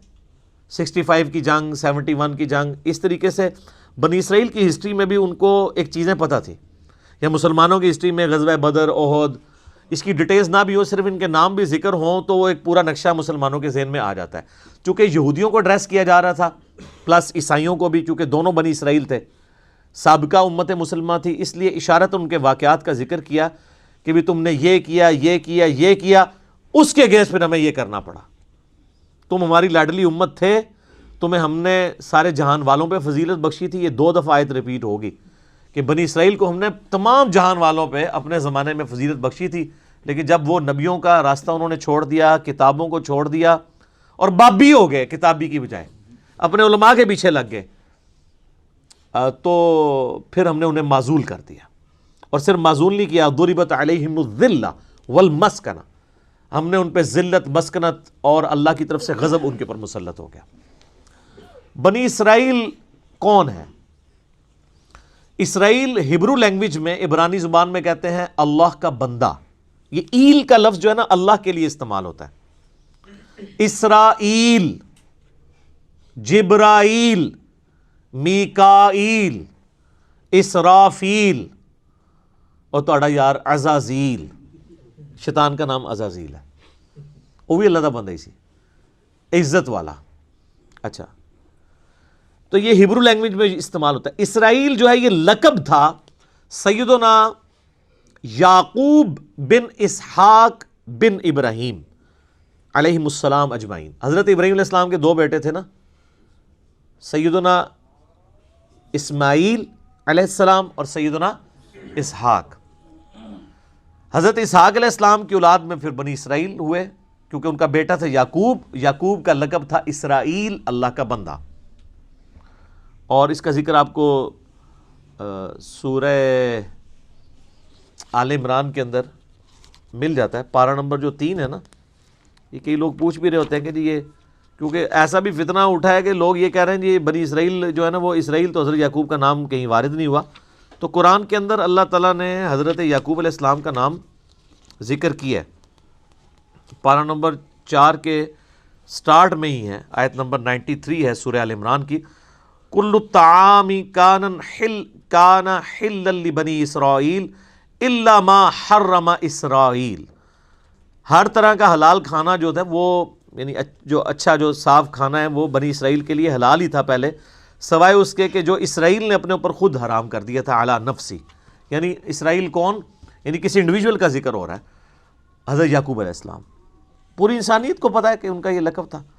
اچھا، یعقوب علیہ السلام کے پھر 12 بیٹے تھے، ہر بیٹے سے آگے جو نسل چلی وہ ان کی وہ بنو اسرائیل یا بنی اسرائیل، یعنی یہ بنو یا بنی کا لفظ استعمال ہوتا ہے اولاد کے لیے، بیٹوں کے لیے۔ تو 12 بیٹے اور وہ آگے 12 قبیلے ان کے چلے، وہ سارے بنی اسرائیل کہلاتے ہیں۔ یہ بنی اسرائیل جو تھے مدینہ شریف میں آباد تھے، یہودی، تو ظاہر ہے کہ وہ اللہ تعالیٰ تو ان سے یہ ایکسپیکٹ کر رہا تھا کہ تمہاری کتابوں میں نبی علیہ السلام کی پروفیسیز موجود ہیں، تو تمہیں تو سب سے پہلے ہی قرآن و حدیث کو مان لینا چاہیے۔ جو ہمارا گلہ شکوہ ہمارے علماء کے ساتھ بھی رہتا ہے کہ یار علماء تو قرآن و حدیث کے نام پہ اپنی عزتیں ویل کر رہے ہیں، اب جب ہم علماء کو بتاتے ہیں قرآن حدیث میں یہ لکھا ہوا ہے تو وہ آگے سے ہمیں جو ہے وہ لتوں پہ آ جاندے ہیں۔ ایسا تو نہیں ہونا چاہیے، لیکن یہ کچھ دنیاوی ٹیچر نہیں کرتے، یعنی دنیاوی کوئی میتھمیٹیشین ہے، میتھمیٹکس کا ٹیچر ہے، وہ اپنے اسٹوڈنٹس کو اگر کوئی کتاب ریکمینڈ کرتا ہے نا، اور وہ خود کوئی فارمولہ غلط لکھ دیتا ہے اور اس کا اسٹوڈنٹ کہتا ہے سر یہ آپ کتاب میں تو یہ نہیں لکھا ہوا، تو وہ سوری کہہ کے فوراً مٹا کے صحیح کر لیتا ہے۔ لیکن مولوی نہ بھول جاؤ کہ انہوں تسی کہو کہ سر بخاری مسلم میں تو نماز کا طریقہ یہ لکھا ہوا ہے، قرآن میں تو لکھا ہے ایاک نستعین، اور آپ تو بابوں کو پکارتے ہیں، تو کہ ہاں جی بڑی مہربانی آپ نے ہمیں بتا دیا۔ ایجے کوئی اس طرح سے من دسنا حالے تک تو نہیں دریافت ہوا امت ہی۔ تو یہ دنیاوی ٹیچرز کا ہی حوصلہ ہے کہ وہ اپنی غلطی کتابوں کی بنیاد پہ مان لیتے ہیں، علماء نہیں مانتے۔ تو یہ علماء کیسے مانے؟ ان کے جو بزرگ علماء تھے، یعنی علماء یہود، ہاں کیٹیگری تو وہی ہے نا سر، یہ یعنی علماء ایک کیٹیگری تو ہے نا، جیسے ڈاکٹری کی فیلڈ ایک کیٹیگرائزیشن میں تو آپ کہیں گے نا میڈیکل کی فیلڈ ہے، چاہے وہ ڈاکٹر اب مسلمان ہے کافر ہے، تو ایک چیز کو تو مان رہا ہے نا، ایک اس طریقے سے انجینئر ایک اس لائن کو تو لے کے چل رہا ہے. اس طرح علماء کی بھی ایک لائن ہے. علماء یہود، ان کے اندر وہی خرابیاں تھیں جو آج ہمارے علماء کے اندر پائی جاتی ہیں. اور اس میں آپ دیکھیں گے کہ اللہ تعالیٰ کا غصہ سب سے زیادہ ہے ہی علماء کے اوپر ہے، بنی اسرائیل کے، کہ یہ لوگوں کو ورگلا رہے ہیں. یہ آپ کو گفتگو کے اسلوب سے پتہ چل جائے گا کہ اللہ تعالیٰ فرماتا ہے کہ بھئی تم سب سے پہلے کافر بن گئے ہو. تمہاری کتابوں میں تو نبی علیہ السلام کی پروفیسیز موجود تھی کہ پیغمبر آخر الزمان صلی اللہ علیہ وآلہ وسلم نے آنا ہے. بجائے اس کے کہ تم اس کو قبول کرتے، تم الٹا سب سے پہلے دشمن اس نبی کے بن گئے ہو اور لوگوں کو بھی دین پہ آنے سے روک رہے ہو. تم سے تو میں یہ ایکسپیکٹ نہیں تھا. تم تو ماننے والے تھے. جس طرح اہل حدیث سے کہتے ہیں یار تم تو بخاری مسلم کی بات کرتے تھے، آج اگر آل امیہ کے خلاف ہم بخاری مسلم سے حدیثیں لے کے آئے ہیں تو تم نے ائمہ شیعہ کیوں شروع کر دی ہے؟ دیکھ لینا ہے نا وہ چیز. تو یہاں آپ کو وہ چیز نظر آئے گی. یا بنی اسرائیل، اے اسرائیل علیہ السلام، یعقوب علیہ السلام کی اولاد، اے ان کے بچوں، اے اولاد یعقوب، اذکروا نعمتی التی انعمت علیکم. یہ میں نے چونکہ وقف کیا تھا اس لیے اذکروا اسے پڑھا ہے، ورنہ ساتھ ملاتا تو اسرائیل اذکروا پڑھا جاتا. اس نعمت کو یاد کرو جو ہم نے تم پہ کی تھی. اوفوا بعہدی اوفی بعہدکم، تم اپنا عہد پورا کرو جو تم نے میرے ساتھ کیا تھا، میں اپنا عہد پورا کروں گا جو میں نے تم سے کیا تھا. وَإِيَّايَ فَارْهَبُونَ، اور صرف مجھ سے ہی ڈرو. کسی اور کا ڈر کیوں لگا ہوا ہے جس کی وجہ سے تم عہد پورا نہیں کر رہے؟ وہ ڈر کیا تھا؟ اپنی چودراہٹ چھین جانے کا. کون سا عہد تھا جس کا اللہ نے سٹارٹ کیا ہے؟ بنی اسرائیل، اس عہد کو پورا کرو جو تم نے مجھ سے کیا تھا، میں بھی اپنا عہد پورا کروں گا. کیا عہد تھا؟ عہد یہ تھا کہ اللہ تعالیٰ نے ہر پیغمبر سے یہ عہد لیا ہے کہ وہ آنے والے پیغمبر کے بارے میں اپنی امت کو بتائے اور یہ چیز پکی کر کے جائے کہ جب وہ پیغمبر آئے تو اس کے اوپر ایمان لے کے آئے، جو سورہ آل عمران میں موجود ہے. اللہ تعالیٰ نے انبیاء کی ارواح سے بھی عہد لیا تھا. تورات کے اندر موجود تھا کہ بنی اسماعیل میں سے آخری پیغمبر آئیں گے. موسیٰ علیہ السلام کے بھائیوں میں سے ڈیوٹرانومی چیپٹر میں قرآن کے تعارفی لیکچرز میں بتا چکا ہوں ڈیٹیل کے ساتھ. آج بھی کتاب الاستثناء چیپٹر آپ ڈیوٹرانومی نکالیں، تورات میں 18 نمبر باب کی 18 نمبر آیت ہے، اے موسیٰ میں تیرے ان بھائیوں میں سے یعنی بنو اسماعیل میں سے تیری مانند ایک رسول اٹھاؤں گا اور یعنی تیری مانند ہوگا. وہ میں نے ساری ریزیمنس بتائی ہیں. اسی طریقے سے گاسپل آف جان جو نیو ٹیسٹمنٹ ہے، انجیل، اسی کتاب مقدس کے اندر اس میں موجود ہے. حضرت عیسیٰ علیہ السلام کہتے ہیں کہ مجھے تمہیں بہت کچھ کہنا ہے لیکن ابھی تم متحمل نہیں ہو. وہ آخری پیغمبر جب آئیں گے تو وہ تمہیں ساری باتیں بتائیں گے. وہ ہستی جب دنیا میں آئیں گی وہ میرا نام روشن کریں گی اور اللہ تعالیٰ ان کے منہ میں اپنا کلام ڈالے گا. یہ کوالٹی اور کسی پیغمبر کی نہیں ہے. باقی پیغمبروں کو کتابیں سلیبس کی فارم میں دی جاتی تھی. ہمارے نبی علیہ السلام کے دل پر اللہ نے قرآن کو نازل کیا اور یہ اگلے نبیوں کو پتا تھا کہ آخری نبی کی ایک یونیک کوالٹی یہ ہوگی کہ ان کے دل میں کلام اتارا جائے گا، جو قرآن میں بھی ہے وَمَا يَنطِقُ عَنِ الْهَوَىٰ إِنْ هُوَ إِلَّا وَحْيٌ يُوحَىٰ. نبی علیہ السلام اپنی خواہش نفس سے کچھ نہیں کہتے بلکہ وہ وہی کہتے ہیں جو اللہ تعالیٰ ان کو وہی کرتا ہے. تو اللہ تعالیٰ ہمارا ہے کہ جو تم نے عہد کیا تھا وہ آگے چل کے سورۃ البقرہ میں 89 نمبر آیت آئے گی کہ نبی علیہ السلام جب دنیا میں تشریف نہیں لائے ہوئے تھے اس وقت یہودی جب مار کھاتے تھے اوس اور خزرج سے، جو مشرکین عرب کے قبائل تھے، تو ان کو یہ دھمکی لگایا کرتے تھے کہ آج تو تم ہمیں مارتے ہو، جب وہ آخری نبی آئیں گے ہم ان کے ساتھ مل کے تمہارے خلاف جنگ کریں گے، پھر پوری دنیا میں ہمارا ڈنکا ہوگا. تو یہ عہد ان کو پتا تھا کہ اللہ نے یہ عہد کیا ہے کہ آخری نبی کے ذریعے رومن اور پرشین امپائر کو اکھاڑ کے اللہ تعالیٰ پوری دنیا پہ اسلام کا غلبہ کرے گا. لیکن جب وہ آخری پیغمبر آئے تو وہی یہودی منکر ہو گئے اور وہ اوس اور خزرج جن کو یہ دھمکی لگایا کرتے تھے انہوں نے اسلام قبول کر لیا. تو وہ ہدایت جو ڈائریکٹلی یہودیوں کے لیے نازل ہوئی تھی اس سے انہوں نے تو استفادہ نہیں کیا لیکن اوس اور خزرج نے کر لیا. تو اس سے یہ بات پتہ چلی کہ اللہ کا کوئی رشتہ دار نہیں ہے، ورنہ یہ تو رشتہ داری بنائے بیٹھے تھے نا بنی اسرائیل. 80 ساڑھے ورگا کوئی ہو سکتا ہے؟ اللہ نے اٹھا کے پرے پھینکا. اور امی جاہل لوگ جن کو امی کہا جاتا تھا، اوس اور خزرج، ان کو اللہ نے دنیا کا امام بنا دیا کتابوں کو ماننے کی وجہ سے.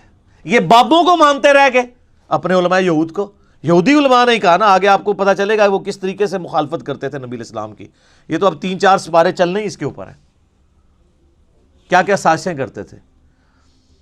تو اسی لیے میں کہتا ہوں مولوی اتنی پیڑی شیو ہے کہ نبی بھی موجود ہو، مولوی کے ورگلانے کے اوپر عوام الناس نبی کی بات نہیں سنتی، مولوی کی بات کے پیچھے لگ جاتی ہے.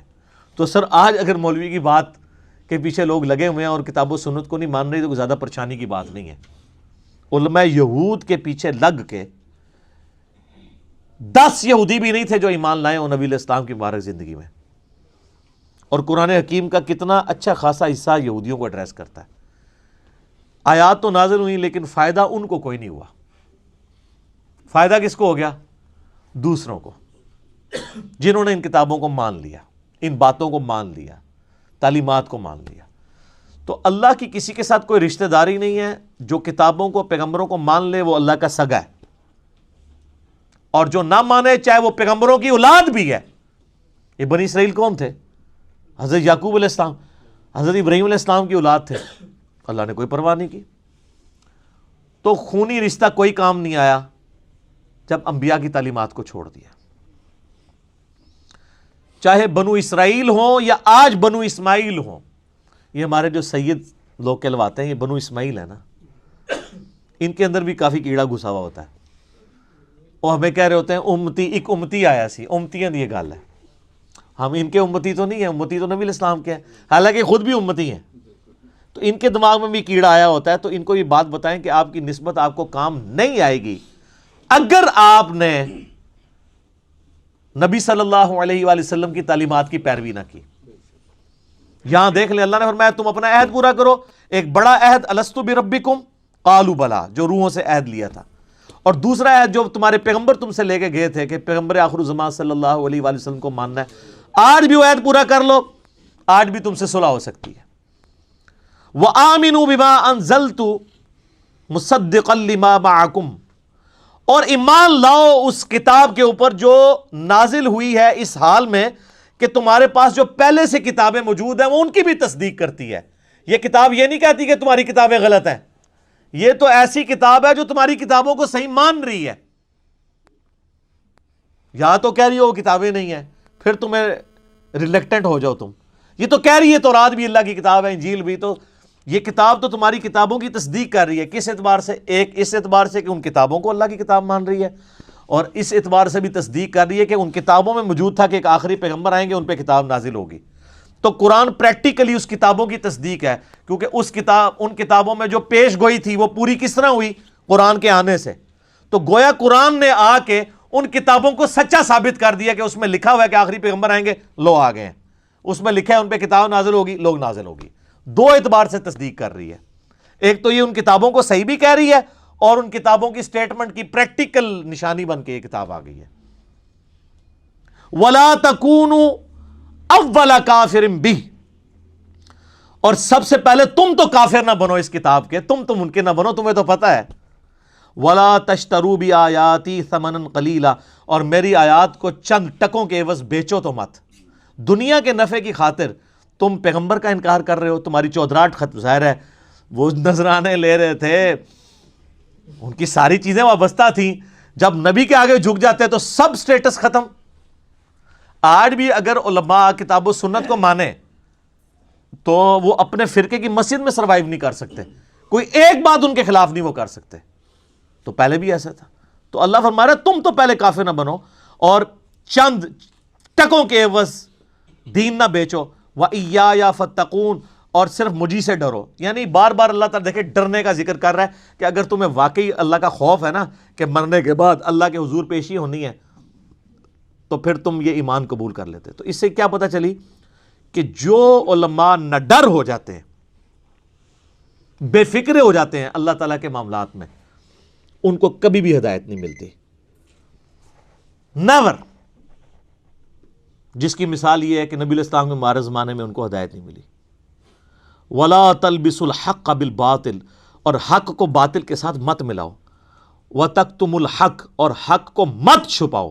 وَأَنْتُمْ تَعْلَمُونَ، اور تم جانتے تو ہو کہ یہ حق ہے. جانتے بوجھتے ہوئے حق اور باطل کو مکس نہ کرو. گڑبڑ کر، یہ کنفیوز کر دیتے ہیں آج بھی. آپ علماء دیکھیں آپ کوئی بات لے کے جائیں نا وہ اور ہی کوئی بات کر دیتے ہیں. آپ ان کو بتائیں جی بخاری میں لکھا ہے کہ رفع دین سے نماز پڑھو, اور جی بخاری میں تو لکھا ہے کھڑے ہو کے پیشاب بھی کر سکتے ہیں. یہ کیا کر رہے ہوتے ہیں؟ کوئی اور بات کو اس کا مکس کر کے اس معاملے کو ڈائلیوٹ کرنے کی کوشش کر دیتے ہیں. تو سر بالکل مرد کھڑے ہو کے پیشاب کر سکتا ہے, یہ تو اللہ نے بہت بڑی سہولت دی ہے مسلمانوں کو, ہم کا بھی انکاری ہے. لیکن چونکہ انہوں نے پٹی پڑھائی ہوئی ہے پبلک کو, جیسے کہا کہ جو وہ بت رکھ کے آتے تھے اس لیے رفع دین ہوتا ہے. اب ہم کہتے ہیں کہاں لکھا ہوا ہے, تو کہتے ہیں ہم نے تو نہیں یہ کہا, یہ لیے ہمارے پہ ویسے الزام لگاتا ہے. تو سر یہ پوری کی پوری عوام جو ہے اس کو کس نے یہ پٹی پڑھائی ہوئی تھی؟ آپ نہیں پڑھائی ہوئی تھی. آج آپ منکر ہی ہو گئے خود ہی. تو یہ ان آیات کے اوپر میں انشاءاللہ اگلی دفعہ گفتگو کروں گا, اور یہ آج کا قرآن میں آپ کے سامنے رکھوں گا. یہ قرآن پرانا نہیں ہے, بالکل وہی پکچر آپ کو آج کے علماء میں نظر آئے گی, وہی خرابیاں آج کے علماء میں